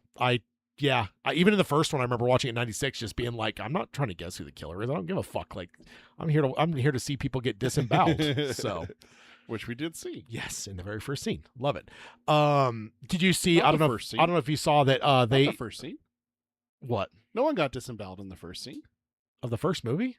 Oh, the first. I was talking about this movie. No, the first movie. I was talking about this. Did you see it's going viral that Drew Barrymore showed up to a concert? Someone Carpenter, which was interesting because I was like, oh, Carpenter. Charisma Carpenter, I think is her name. She showed up in a Ghostface costume, and then midway through the concert took the mask off, and it was Drew Barrymore. Oh no, shit! I was like, didn't. up, hey. Which I'm like, you're the first victim of Ghostface, so that's very fitting that you went to. And I don't know if it was just her way of going incognito and then like get your seat. Sabrina Carpenter, thanks, babe. Oh yeah, that's the one that's related to Bart Simpson. Yeah. The Nancy Cartwright. It's like her Yeah. niece or something like that. Yeah. So yeah, and I'm guessing it's just a way for her to go incognito. I'm like, but then like midway through the concert, people are so involved in the concert, they're not going to start harassing Right. you and stuff. So, but I was like, I'm glad you took. I love when celebrities do that at Comic-Con. They just put on a mask and go walking around. Yeah. There was one that did a stormtrooper, one of the Star Wars actors for the sequel trilogy. I don't remember who it was. It was I just blanked on his name. Finn. Was it? What? Or was it Poe Dameron? I don't remember now. Maybe it was. I know that. Maybe it was Baby Yoda. God damn it! What's his name? Walter White. He walked around in a Walter White mask. Yeah. There's that. I remember one. that one. Yeah, And then Daniel Radcliffe did that right after the last Harry Potter films came out, a couple years after they came out. He walked around in a mask too. And then I think he walked up to someone famous like Andrew Garfield or something. He's like, "It's Daniel," and he's like, "Oh, he's like Daniel who?" And he's like, "Radcliffe." He's like, "Oh fuck!" You're like, "What are you doing?" Yeah, like you stood in line to get up to talk to him to take a picture with him and everything. Yeah, I've seen that one. I think. Yeah. So again, there's the opening, the boyfriend girlfriends, or not the opening scene, but the Billy and Sydney replay. Yeah. I'm trying to think of some of the other. There's a lot of good illusions. I loved the Halloween reference. With the dark doorway behind. Oh, the and mask. the mask slowly coming in. That's the It was one of the greatest shots in horror history in Halloween. So cool to allude to that. Die Hard reference with having the second gun. That was really cool because that was just. And I thought of you immediately. I'm like, oh, Peter will appreciate that. Yippee-ki-yay, motherfucker. From a Die Hard perspective, and she's actually done that before too. Actually, in Scream 3, because remember he had her like wander self. Yeah. And then like she ended up putting like two guns on her ankle, or like when the one registered, throw it in the pool, and like he didn't have her re-wand the legs, so she had a second gun. So she's been clever. That's what I'm saying. She's not stupid. So for her to walk into her house and just be like, no gun. I don't need a gun anymore. I'm good. That's all I'm saying. No, she should have a gun at all times. Now, if she loses the gun, she could have had the gun. The thing is, and then been disarmed when Ghostface has her daughter by knife point. Even through the realm of the film, she always has a gun, but doesn't have a gun on her at all times. Like it was at Scream 4 when Courtney Cox, Gail Weathers calls her and she's like, "Do you have a gun?" She's like, "Of course I have a gun. I'm Sidney fucking Prescott or whatever." Yeah. But it's like they've never once given the idea that she's like a concealed carry person that has a gun on her at every moment. Like, but she's one that she has like. I mean, and when you look at where the guns are stashed around her, yes, she has access to a gun at all times. She has a gun in the safe of her work. A nice gun. She has a gun in her car. She has a gun within reach, like basically all the time. So, and also, I mean, Tatum's obviously a big thing, and they actually ended up making that way more of a plot point than I expected. Mm-hmm. Because like I remember the trailer when she talked to her, and that became a big thing in the fandom. Where I was like, oh my god, she named her daughter Tatum, which makes total sense, right? It's her best friend growing up and stuff. So like, it made sense. But then they actually made that like probably one of the larger story points, like emotionally throughout the entire film. Is not only that, but also like her not being willing to open up to her daughter about what happened in her life and everything. And she says it a couple times. She's like, "Oh, go watch the movies, read the books and stuff." And it's like, but is that what really happened? And her daughter asked her right point blank, "Is that what really happened? Like, tell me the truth." And she's just like, "Good night." I'm like, "What the fuck, dude?" You know what it felt like to me is like a kid trying to talk about sex with their parents. Yeah, and they're just like, nope. The parent just like shutting down and just like whatever. That's changing the subject. That's the vibe I was getting for sure. But the interesting thing to me about that was that she was doing like grief counseling in 4 when she had like the different identity and stuff. Yeah. So it's like kind of weird to me that she didn't actually, but that's sometimes a reality though. Sometimes even therapists and shit are the ones like that's their profession, but they don't actually take care of themselves. Yeah. So it's like, or they have bad relationships with their kids, like you can be the most responsible person career facing and everything like that, but then at home you're not the best parent. That happens all the time. Yeah. So it actually makes a lot of sense, and I understand like the dynamic they were going for, and I think it hit. Because I think that now after 7, like in between 7 and 8, I think there is going to be a sharing with Tatum of here's what I went through, here's why I am the way I am kind of thing. Because now Tatum Tatum's going through the same thing. Yeah, and she also broke the dam to an extent with like the scene at the end, the kind of the heartfelt scene of like why she named her Tatum and stuff, which I love that too, because again, as a longtime fan, like Tatum wasn't a pushover. Like earlier in the movie, they were like talking about her like as a victim. I'm like, do these people know who Tatum was? Like she was the one that kicked the shit out of the killer. Like the establishment of kicking the shit out of the killer pretty much came from her. I'm not saying that, you know, fucking Firestarter, Drew Barrymore, got a couple shots, whatever. But no, Tatum's the one that kind of kicked his ass quite a bit, and like it's her and Sydney, because Sydney escapes the first attack, and then Tatum almost escapes the garage. I mean, let's be realistic. If that doggy door was just a little bit bigger, Tatum would have got away. If they had had a German Shepherd instead of a fucking cat, poodle. instead of a cat, Chinese. Yeah. As Ron Swanson would say, it's any dog under 30 pounds is just a cat, and cats are worthless. We got a fan in the chat. Justin Wise says, Scream 7 was a disappointment to me. They disrespected the fans with the promise of Stu and laughed in our faces with it. He was supposed to be in Scream 3, cut script, and Wes wanted him to be in the future. I didn't know that he wanted Stu to be back. And I've never been a Stu truther, so like and I get there's other people that are, but like to me, I never bought that, and I don't think it was disrespectful. I think that it was a good tribute to, like, I don't know. I mean, especially after Billy showed up in 5, like 6. Was he in 6? I can't remember 6 very well. Maybe one scene. I've only seen it once or twice now. I need to go back and rewatch some of these, especially the latter movies. Like 4, 5, and 6. Yeah, I mean 4 I've seen probably like 8 or so times. But that's definitely not enough for what I've watched 1, 2, and 3, for instance. But yeah, I don't know. I love they were able to give Matthew Lillard that ability, because I think he also chewed the scenery like fucking crazy.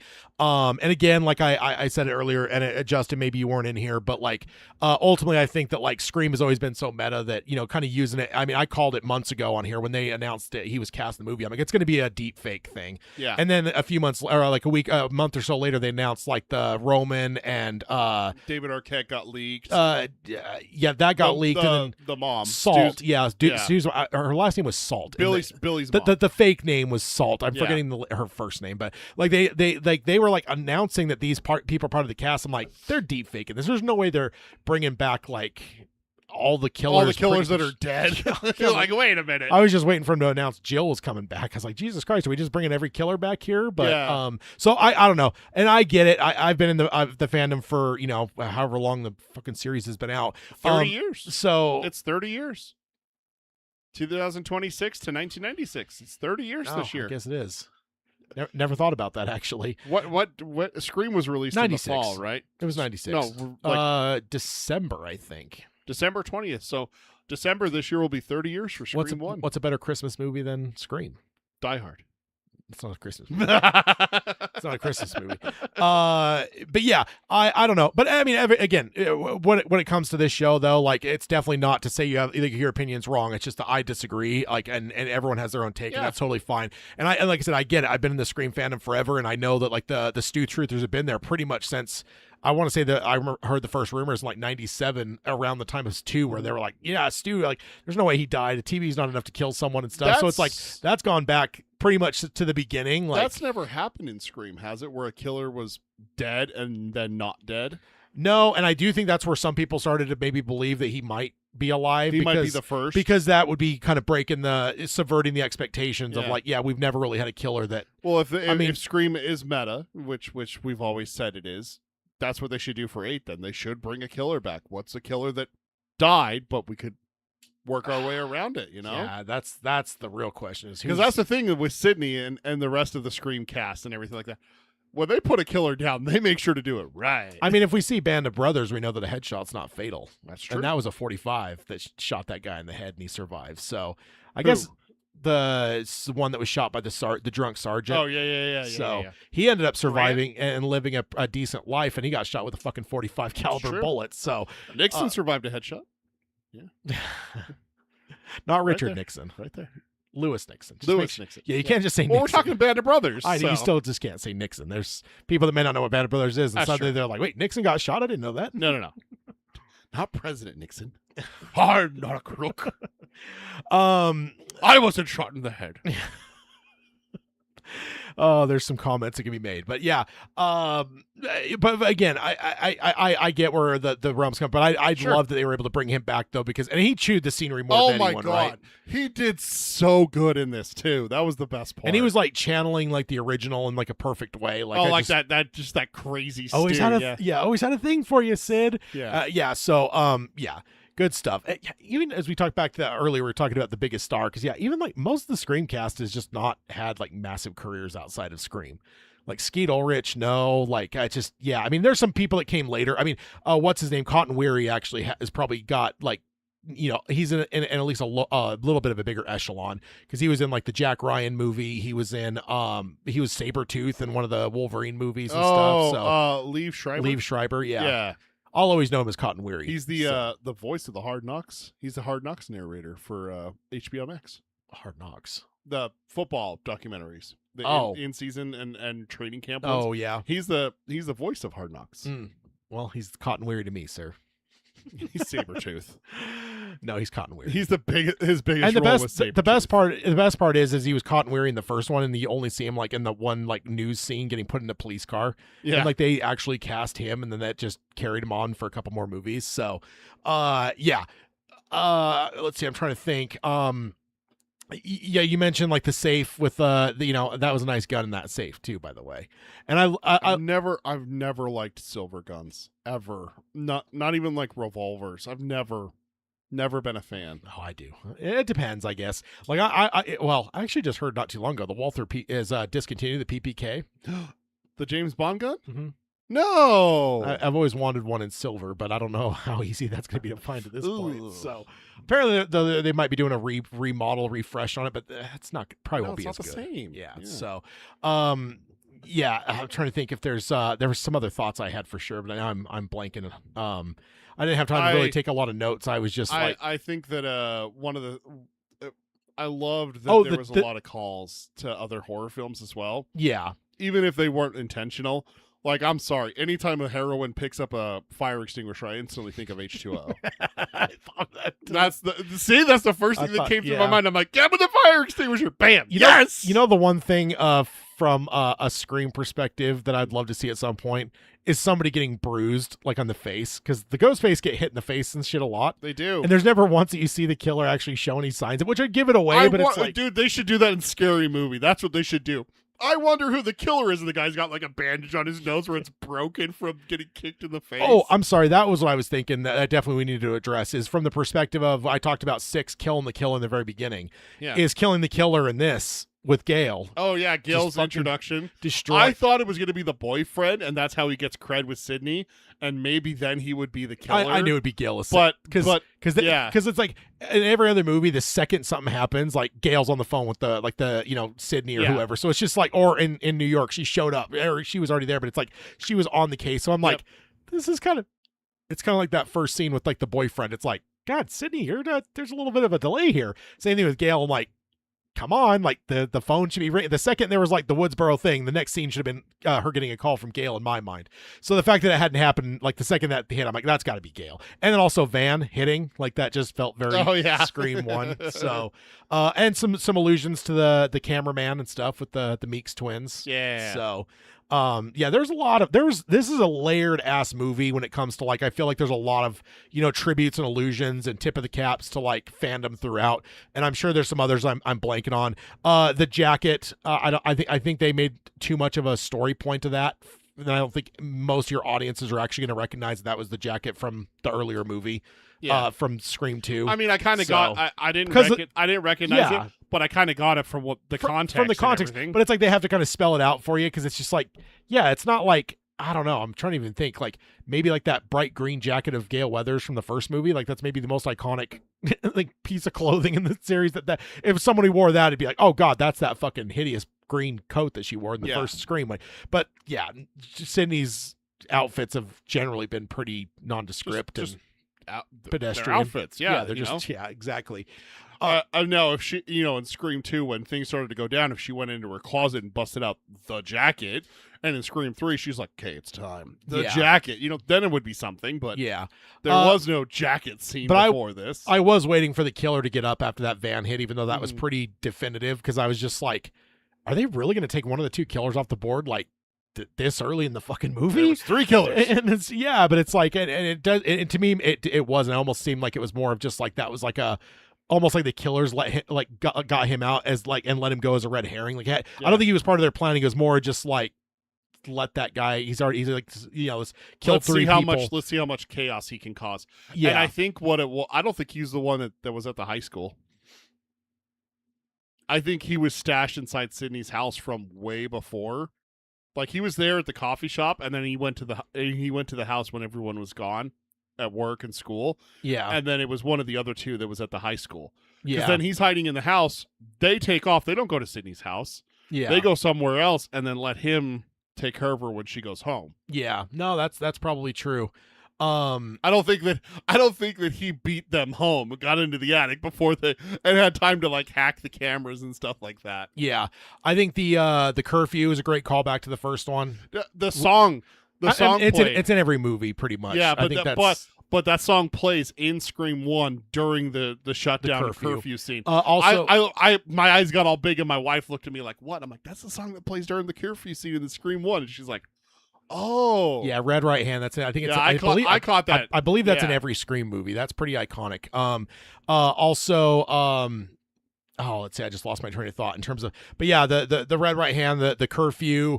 There's just a lot of allusions to the previous movies. Like I said, I would love to go see this again just to like really like analyze it and like look, because I believe there's other ones I was spotting for sure. I was like, oh, that's a really cool allusion to this like small moment. It wasn't Colorado. I was wrong. According to Wikipedia, take it with a grain of salt. In Pine Grove, Indiana, is what it says is where Sydney and her family live. Okay. I thought it was Colorado for some reason. I don't know if they ever actually said that. I thought I saw something that said CO. That's why I thought Colorado.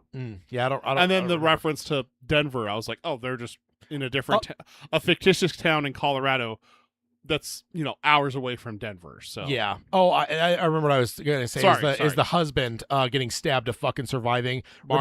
reminded me of the Meeks boy. Yeah. The Meeks twins, the boy, and then of Dewey, of course. Obviously, like, Dewey. He gets yeah. stabbed in the first 3 movies like 14 times in each movie and somehow survives. Yeah. Yeah, indeed. And then, of course, David Arquette's part there playing the Dewey theme is pretty iconic. So, this, I like I said, I love the movie. I don't think Scream's had a bad one yet in terms of like whatever. I will say this is probably my lowest ranking of them, but like not in a way of like this movie. I didn't dislike this movie at all.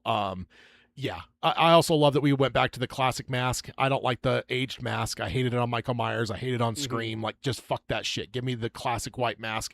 I don't give a fuck about it looking aged. I hate it in Rob Zombie's movie. I hated it in the David Gordon Green Halloweens. Like, don't give me an aged mask. It's just he's gone through clean. everything. Like, he's been blown up, and there's just the mask is always fresh. Keep it fucking fresh. It looks better to me. Yeah. Same thing here.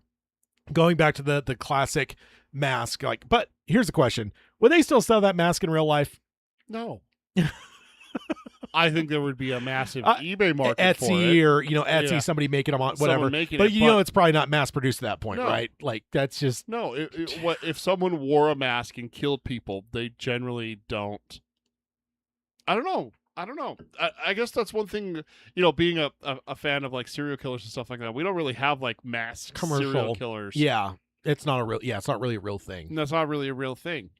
I don't think I can't think of a single one that's like. Well, they wear I guess Ed they Gein wear wore like a mask. But how many murders did he commit? Let's be real. Was it 1 or 2? 1, I think, is all that he was charged with. So yeah, but he inspired. So his kill to inspiration ratio is beyond any. He'll never Anyone. be beat. He'll never Yeah. be beat. unless someone who didn't kill anyone finally gets a movie. Texas Chainsaw Massacre, Silence of the Lambs. Like God, what else? He's got a. I mean, there's the Ed Gein monster series even now that. But that doesn't counts. count if it's based on him though. But it's still dramatized, and there's way more killing in that than there was in real life, so that still counts. Yeah, It's fictitious, so. Yeah, I did really love the husband too, because he was actually like, held his own. I like that. I also like that he didn't like. There was no squabble between him and Sydney. I like that there was like, she was kind of being I don't want to say a bitch, but she was kind of being mean to her daughter and Yeah. often to her daughter. And he calls her out on it. And he's just like, hey, that one's on you. And she's like, you know Yeah. what? You're right. Yeah. And she goes and she does the adult thing and she goes to apologize to her daughter. Says, hey, I mean- you know what? You can wear the jacket. In Sydney's defense, it's a teenager. Yeah. No, don't get me wrong. But the thing is, like, I have a teenager. I have a teenage daughter, too. Barely. Wait a couple years, then when they start to get more nasty. Still, like, no, even still, I'm just saying that my wife and I, and she can vouch for it. She's here in the chat. We've had those ones where my wife has called me out and been like, hey, you were saying a little too mean. I'm just saying when teenagers get hormonal and shit, they get pretty nasty. Oh, so yeah. it's like I'm just saying in Sydney's defense. No, not that. I loved the dynamic where the husband was like, no, you gotta own that one a little bit. That one's on you. God, I wish they could have got Patrick Dempsey though, because again, that would have been It another. would have been such. That would have been a huge payoff to it would have like been such a cool callback. long-standing fan theories, pretty much dating back to I think like 4, because he was in 3, right? I think, yeah. 2. Or no, that's right. He is in the college one. He's in yeah, 2, the college one. yeah. Right? No, that's right. That's right. He's not in 3, is he? No. It's but there was theories pretty much since like the time we heard about Sydney having a husband off screen and shit. Yeah. Because we see her walking like a baby carriage in one of the A earlier stroller, yeah, films, that's like the the younger 4th kids, one. yeah. No, I mean, who knows? that At was this point, that was the 5th one. that could have been even the. I mean, who knows? But yeah. No, I enjoyed it. I mean, good stuff, good kills. I would have liked more kills, I guess. It did feel a little bit light on the kills for me. I was saying that last night in the theater, outside the theater, we have the two. I just don't know where you We have have the 2 in the opening, the fact that you lose the that 2 in the high school. the techie kid. The sucks that you lost that off screen. Yeah, I get he's off screen. I get it for the drama, but it's like I would have liked to have actually. I don't know, like the whole like Jack in the Box peekaboo element of a kill. Like I feel like we could have used one more really good one. Like Could have been the drama teacher. yeah, like how does he not? Give me his death. How does he not die? Yeah. I just don't get it. Like he had like 2 or 3 lines where it's like, I think Jesus Christ, I think dude. that, you know what? Honestly, that might be my one complaint from this one versus the others is that there wasn't any kills away. All the kills seem to be when there's groups or at least multiple characters in the vicinity. Aside from the 2 at the beginning, all the others are at the high school. Everyone's there. There's the 2 kills there. There's The bar. the 2 kills at the bar, and then the dad gets attacked, and you're like, oh, he's dead, but he doesn't die. Yeah, So realistic, and then the boyfriend dies right in front of Tatum. There's not any kills where it's give me the principal from Scream 1. yeah. You know, where's that? Do you know why that was put in though? Why? The principal thing, because literally the studio's like, you go too long without a kill. Oh no, that's exactly it. So Yeah, literally, let's do that. like, which always makes me wonder because it's like the whole thing that then clears the party out is the principal's death. So it's like, how is that going to happen if you didn't have to insert that scene because the studios told you have too long of a stretch without like, and it wasn't even that maybe the party just ends. It wasn't a kill even. It was just a matter of like, we haven't really even had like a scare scene for like 40 minutes of the movie. Like there was just this gap of like, nothing. And think about next time you watch the first Scream, remove that principal scene and think about what that movie looks like in terms of whatever. So literally you have the interviews at the school, you have the movie rental place, the Blockbuster kind of scene. You have like the party announcement, and everything, and then the party starts, and there's nothing in between all of that. I love they alluded to the party here too in this I was movie, like, oh, we're gonna get a party scene. but then it didn't play out. It's never good to have a party. And then she died before they could have a party. I was like, oh. Yeah. Ooh. Yeah. I suspected the girl for a second. The one that was like kind of like liked the dark and moody shit. I'm forgetting her. I don't know. Remember the one names. whose family owned the bar, or the. Is that who it was? Well, there was that one, and then there was the one, the Tinkerbell. I don't remember the. Oh yeah, so it'd be the other one then. Yeah. Yeah. I actually, her family owned the bar. I actually yeah. slightly suspected her because it was just like, because they made the line about her boyfriend being weird. I didn't realize that the boyfriend was the neighbor. Yeah, until Mindy guessed her. I'm like, well, there goes that. Yep. Or is it Mindy? Yeah, Mindy. Meeks? You got it right. Yeah, until she guessed, I'm like, well, she's out. Yep. It's not her. So what they need to do. So here's what they need to do. Mindy in needs 8. to guess it right next So time. what they need to do in 8 is they need to do a Ghostface solo killer. Back from the dead. Back from the dead. Which solo would be the first since 3, I think. First since 3. Back from the dead. Bring someone back who we thought was dead who isn't. And it needs to be the boyfriend. And it needs to... We need to have more kills. Mindy needs to guess it right. And then Mindy needs to guess it right. Which one was it? Was it 5 or 6 where like they just don't answer the phone? The one kid just kept declining the call. Because I was waiting for that in this one because I was like, why is everyone answering their phone? The other part of it was like, this is 2026. Why does anyone have a ringtone? Yeah, Again, everyone's on vibrate. Yeah. Except it's for the drama, but it's like there was multiple times where I'm like, there's no way a Gen Z kid has a fucking ringtone. I haven't ever. I'm a millennial. I don't know if the last time I've heard my ringtone. It's probably been at least 5 years or so. You know what? The only time I hear my ringtone is when I can't find it and I use my smartwatch to find it. That's the one thing that was missing from this movie is smartwatches. Yeah. That's what Tatum should have been talking to her mom on in the office and stuff like that. She should have been on her watch. Also, that's a continuity error. She tells her to put her AirPods in, and then the phone call doesn't connect to her AirPods. That does it automatically when you put those in. Wait, what? The AirPods are connected to her phone. She's on the phone with her mom. After that, she still has her phone out talking to her mom like this, but she has her AirPods in her because her mom's like, put your earphones in. So she puts her earphones in. The phone should have connected to that. She should have put her phone away in her pocket and been talking to her mom through her AirPods.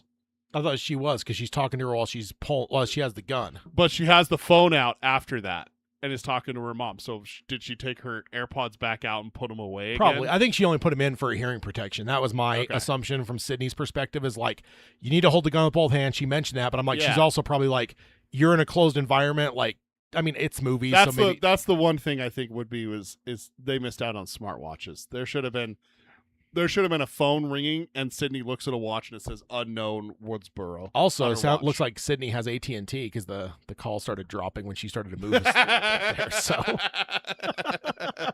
she's got Boost Mobile. Damn it, Sydney, you have a better cell phone. I don't know what Indiana cell phone service looks like, but the news thing was pretty cool too. The interview, the wannabe Gail Weathers. No, like the Gail and Sydney interview. Oh no, like, that was a really literally good scene. That's never happened. Yeah. Like of course they've taught their friends and shit, but like an actual official interview, like that's so we already talked about it. That's a cool payoff. No, sorry, yeah. And then Gail is Gail, so it's like that.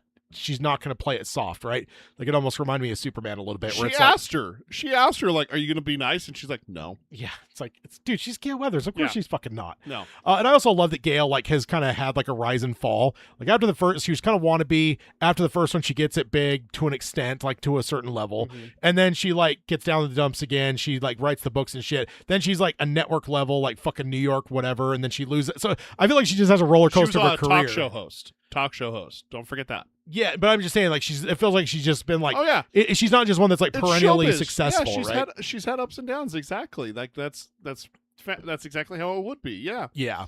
And she's the expert at this point, right? With the one extra movie, like Gail's. I think that if you're gonna write 8, I think you either have Gail be the opening kill that she's killed, or you have her die in between movies. Because the way that they were making it seem, it kind of seemed like she might have Parkinson's. No, nerve damage. She says that, but the way that they kept showing it, she takes pills and stuff like that.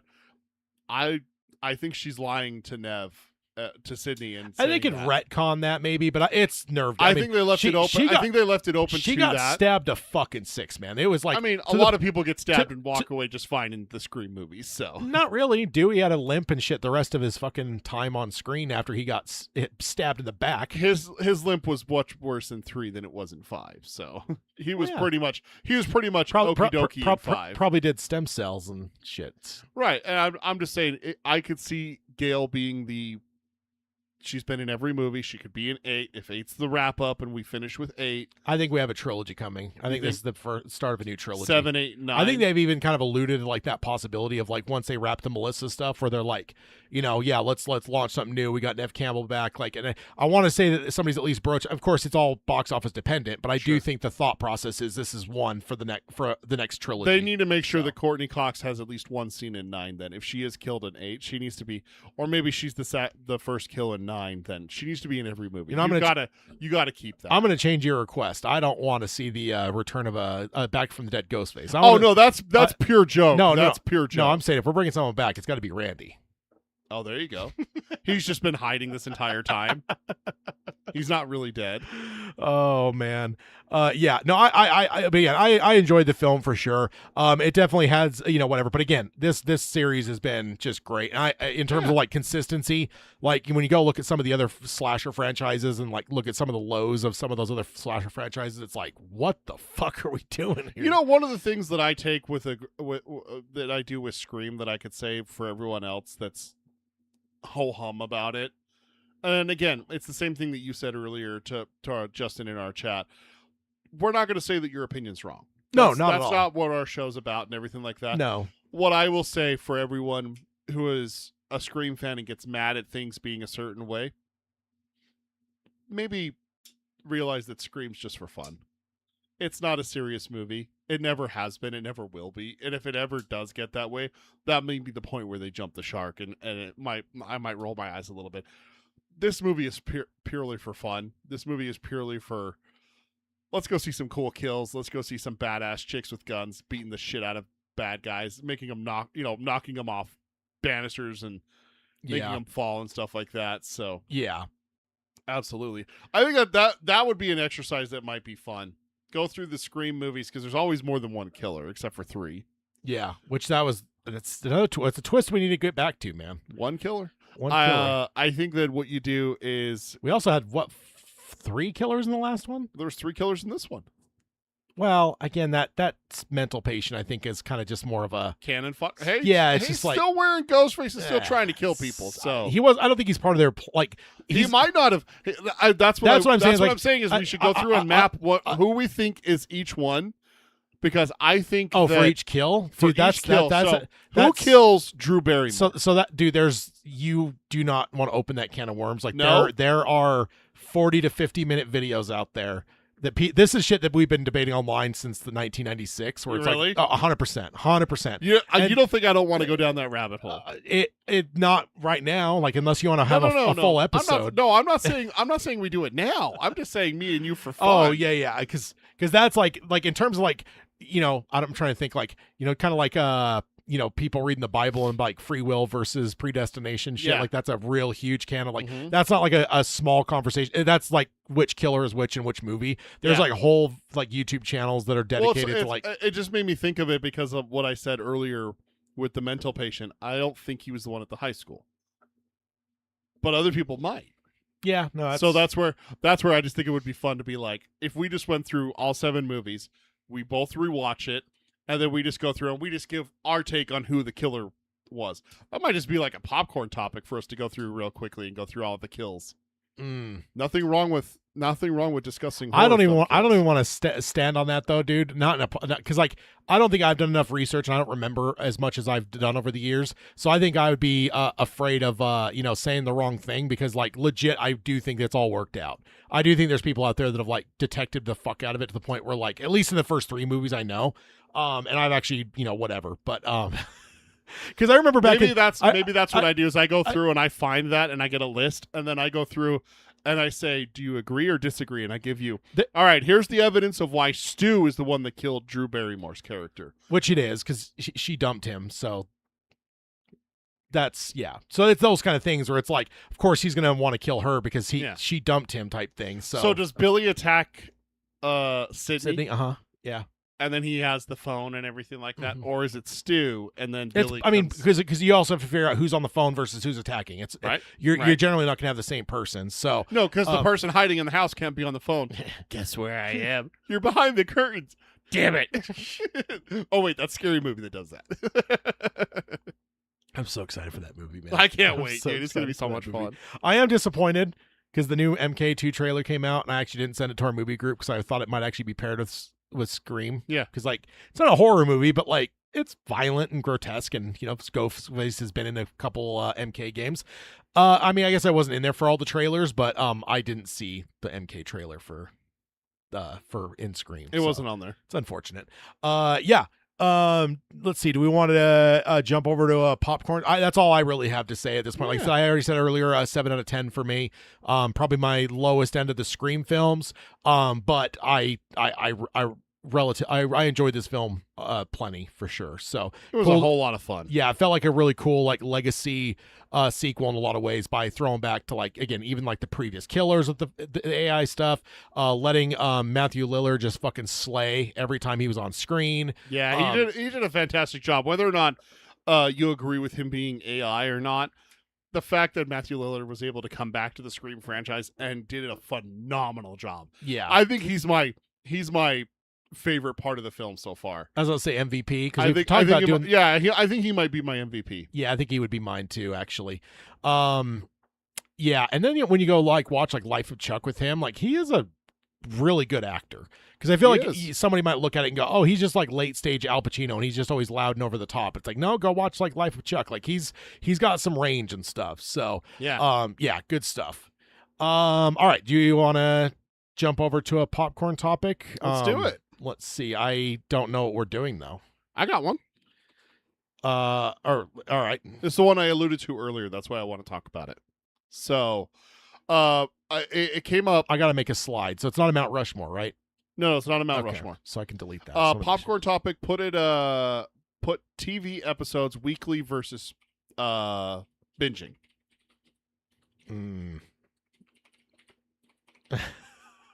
No, don't worry. You're not on the hook for anything. Don't worry. It's okay. I have opinions. I know you All do. right. I know So you do. yeah, popcorn topics then. 'Kay. So So popcorn topics is the thing that we've been teasing and alluding to for a we've while. done a couple. We've done a couple, but not enough. Not enough. So here's one. It came up. So this is what I was alluding to earlier. Me and my wife were watching Scrubs. My wife and I, sorry. And our daughter wanted to watch the episodes with us. She's seen enough Scrubs with my wife rewatching the series several times in her life that she wanted to watch the rebooting. It's a new season. It's not even rebooting. Sorry. It's a new season. They're continuing Like King of the the Hill. story. Exactly what Yeah. they're doing. They're doing the same thing as King of the Hill.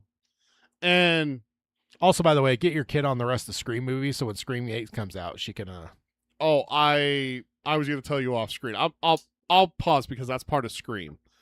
Yeah. I told her what you said, that because there was an extra ticket that someone wasn't able to go, and that you almost thought about having our daughter come, but she hadn't watched all the Scream movies. So and there's at least one big spoiler. There's at least that one would have big happened, spoiler, So, yeah. So I told her that, and you know what she said?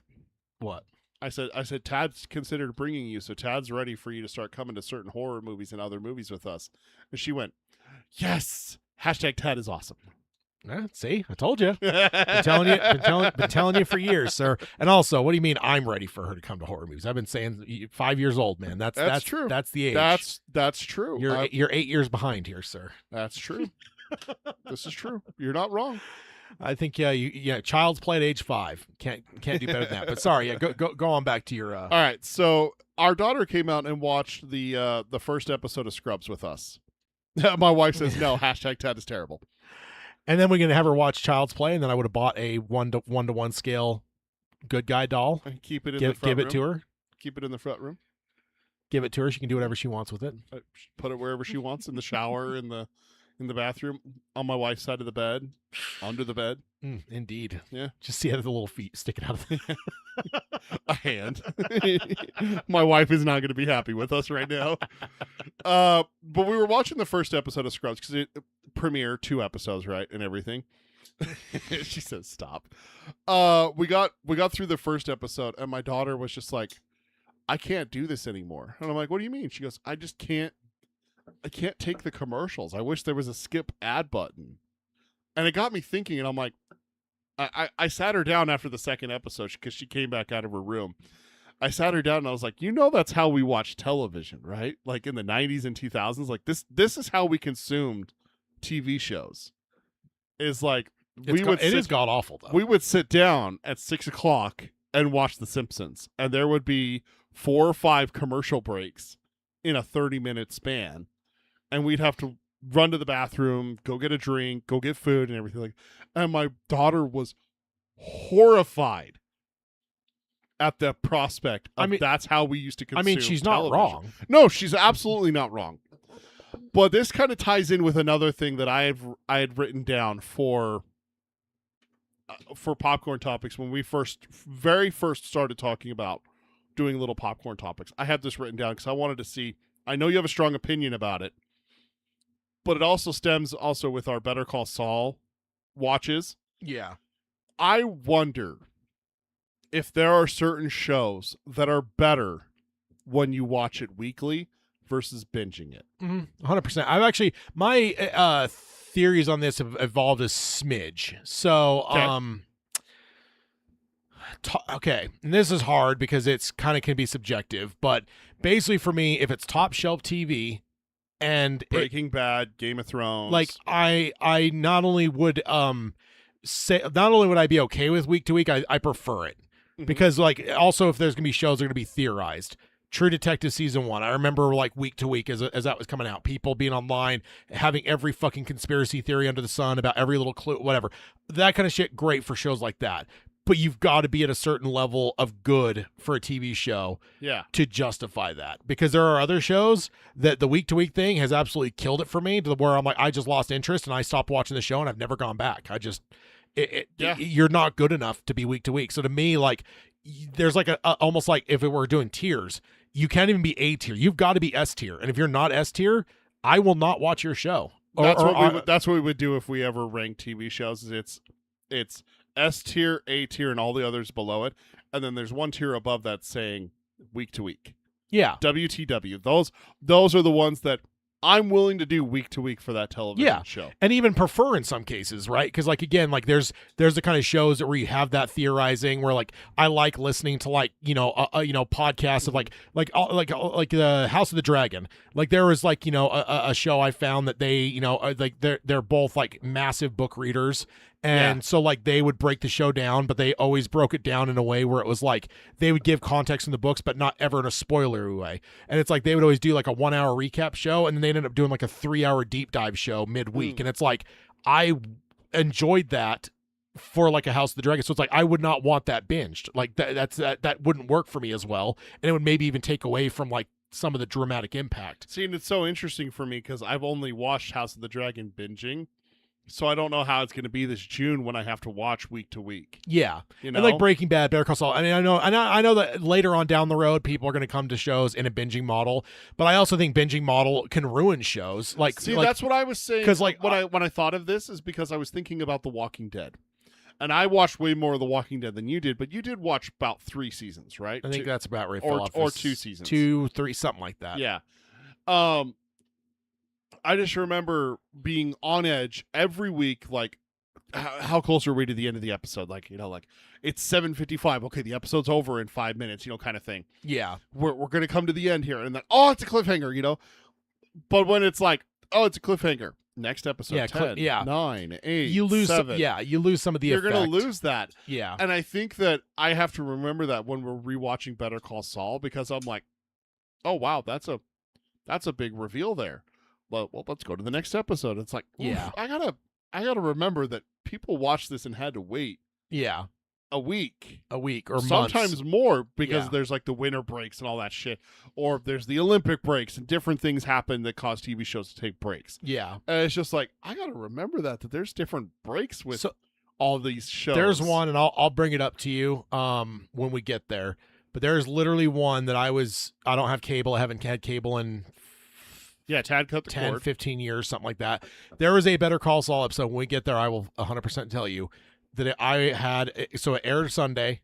Monday, I would always have to wait till Monday at Monday at 3 a.m. Some weird thing by the time it dropped into my season pass or whatever you call it. Yeah. Where I'd buy it on like digital, where like usually it would be like Amazon Prime or Vudu or whatever it was. And literally, I was going to Mexico Monday. I had an early ass flight. And I ended up waking up an hour earlier than I should have. Like, I think I woke up at like 3:30 in the morning to watch the episode of Better Call Saul. It was a season finale, too. Oh, because I'm like, there's no way I'm getting on a plane and flying to Mexico and spending a week not watching this fucking episode. So I literally was like, sleep is not as important as watching this episode. I can sleep on the plane. Yeah, exactly. So I'll sleep in Mexico. But one thing, I actually, there's been a couple shows I've tried to binge and I grew up on.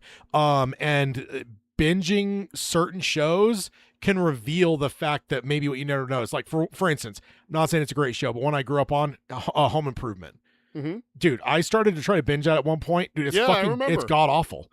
because like every episode, it is so formulaic. Like it's literally just like Tim does something stupid, Yeah. has to go to Wilson, get the advice, and then make it up. And when you binge a couple no episodes, matter what character it is that he messed up with. Yeah. Al, his wife, his kid. Yeah, it was, and like there'd always be some, haywire, like, and it's like, hey, back in the day when I'd watch it, like, even in syndication, it was like, Once a day. they played one or two episodes, and then like, whatever, like that was fine, but like binging it, like suddenly, and maybe it's because I'm older too, could be part of it, but it's like suddenly I saw the formula where it was like so evident that it became where it wasn't even enjoyable. Yeah. And it's just like, so I do think binging can hurt shows in that way. Whereas that never would have been exposed in the old days because binging was never even a thing, right? Like, Yeah.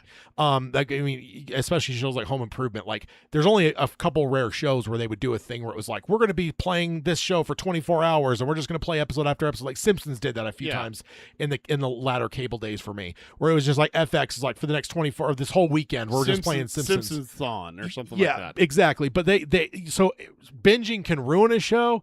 But I will say again though, if there's a show that I'm not as into, it's kind of an A or a B level show, not an S tier show.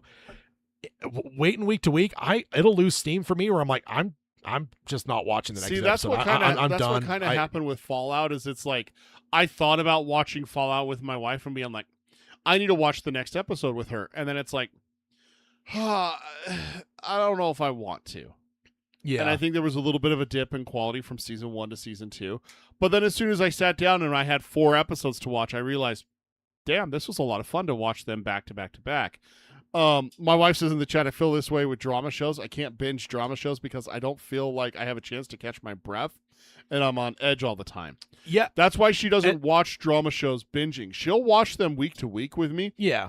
But she doesn't go back and rewatch drama shows. Yeah. She will, if she saw Breaking Bad, she would never go back and rewatch it like you would. Yeah, and I think that's fair because I think like that's not even how they're designed to be watched. See, I think right when they write a show, they write a show knowing you're watching the next episode a week later. So it's like that's kind of like even like the way they pace the shows are based on that. So it's like binging is such a weird thing that's like completely changed, like, and there's shows that are like designed to be a certain way, and like, but I think there's it really depends on whatever, because like I've binged shows like X-Files or Star Trek or ones that probably weren't meant to be binged either, but it's like a lot of times shows like that, they have enough differentiation. I think Simpsons is that way too. Simpsons doesn't have a formula, so it's literally just a matter of like what is, and I think that's why they were able to do those like marathons and stuff. And I think shows like X-Files or Star Trek or whatever, but if there's like a super formula, which is usually like sitcoms and stuff, like it's just you're gonna see through the fucking seams really quick where it's like ugh. So you just I don't know, and I really think that what they need to do for a lot of streaming things is like allow you to pick like a certain number of shows and then just tell it like create me like a playlist that is like randomize the episodes, put 6 shows in, but I want random episodes from these 6 shows. You just created my wife's dream. Because if she could put Brooklyn Nine-Nine, Scrubs, Schitt's Raising Creek. Hope, Schitt's Creek. What's the other one that you turned her on to? The Good Place. Yeah, A Good Place. If she could put those 5 shows into a randomizer. Well, Good Place you couldn't, because that's actually like a serial, like it's in order. So yeah, but still, they have funny episodes and stuff like that and everything. Scrubs is the same way. The Office, you could. Office. Yeah. Parks and Rec. Yeah. Yep. Although I'd put like Scott's Tots in there like 10 times, so like it showed up more often. So there's a reason I haven't rewatched The Office, sir. If you had a service that would do that with all the shows, and it would just be like, well, here's season 3, episode 2 of The Office. Imagine if you just did it where you basically just said like it was almost like a vintage thing for like 90s kids. Like you could set what your lineup is, and it's like, okay, it's going to be like an episode of 2 episodes of Simpsons, then an episode of King of the Hill, and then an episode of Batman the Animated Series, and then an episode of like MASH, like because it's later on, like, and you could literally just do it where I just randomize those shows, like like that. That would be heaven. Yeah, and my wife says I'd be so happy. It would be awesome. I think there's a lot of things that the streaming people are leaving on the table. Like the fact that Disney still is not giving you an option to click chronological for Clone Wars is insane to me. Yeah, because like they even post like on the official Star Wars website, here's the order to watch them chronologically. Give me a fucking button, for God's sake. Give me a way to watch it where I don't have to like, okay, back out. Where do I go now? Hold on. Let me pull up my list. Let me look. Let me pull up my map like a scallywag. Season 1. Okay, now I jump to see episodes 17, 18, and 19. Okay, hold on. There we yeah. go. Yeah, no. So I guess that's kind of where my nuanced realm of like binging versus weekly is like. I think both can be good, but also again though. But if you're not a good enough show, weekly you're not going to be able to do it, and you'll lose me. But also binging can ruin a show if it isn't really meant to be binged. So it's like I think there's Like I think that's why I struggled with 24. Is you loved 24, but you watched it on air. You watched it every week. I never binged it. I'm binging it, and I got through the first, I think, 2.5 seasons, and I'm like, I think it's kind of like what my wife said. God damn, I don't have a chance to catch my breath. And I was the same way with Dexter. People ran and rave about Dexter. I watched the first season of Dexter, and I went, how do you not like this show? I don't like it for some reason. You know what they could also do is they could also lock episodes. Where it's like once you watch an episode, you literally have to wait 7 days until the next episode's unlocked.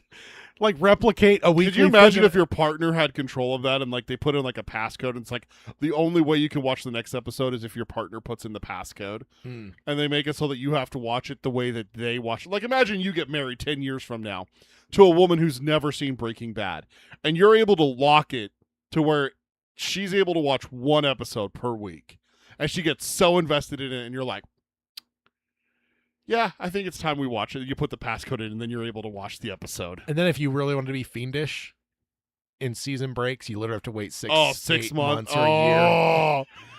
Dastardly. Dastardly. Oh, because that sometimes was the like part of it too, was. right? Like I always tell people, like There's I don't the think season breaks. I've had this conversation with my wife. Sorry, go ahead. I was gonna say I don't think people realize like how big like Who Shot Mr. Burns was, dude. That was like cover of like major newspapers. There the was cover Vegas of, like, betting on it. There was Vegas betting. Like it was like it was like a sensation. Like just insane. It was beyond like what we can ever comprehend now. Like it's just.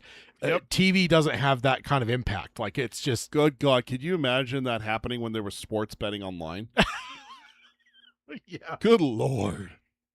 Yeah, indeed. No, so that's kind of my thoughts on weekly versus binging. It's very nuanced. I don't think in the old days I used to be very much like everything should be bingeable.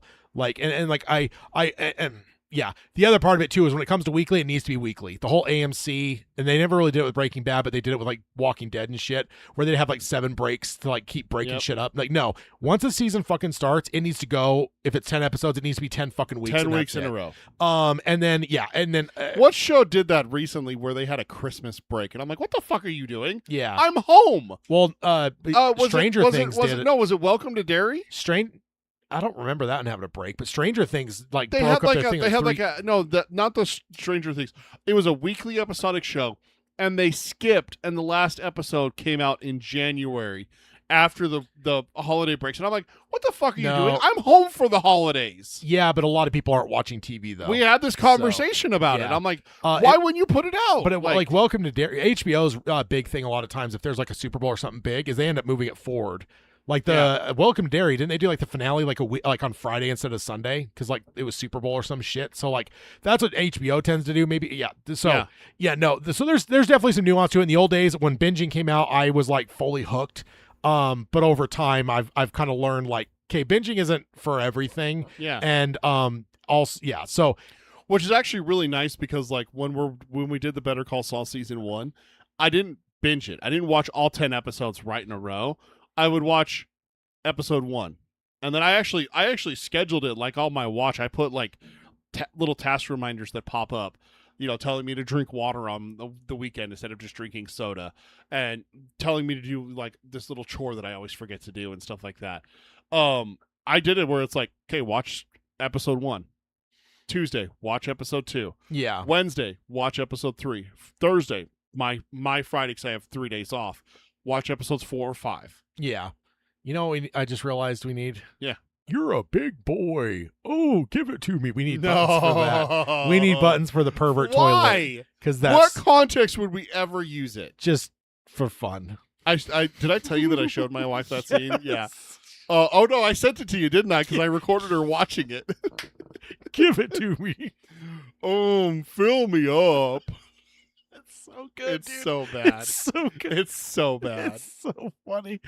It's a little sexual, isn't it? All right. How can this be for the greater good? All right. That'll do it for this episode. Let's go over to the emails. If you want to email the show. It does not need to be a button. Oh, so if you want to email the show, shoot emails over to peter@geekeryabides.com or tadd at geekeryabides.com. And yeah, let us know whatever, feedback on this episode, feedback on future episodes, whatever you got, let us know in that direction, in that way. And then next time on Geekery Abides, episode 80, crossing over into a new decade here. So, which of course there's no mystery there. Tad might or might not watch Batman Mask of the Phantasm for the first time. 1980. There's no question there.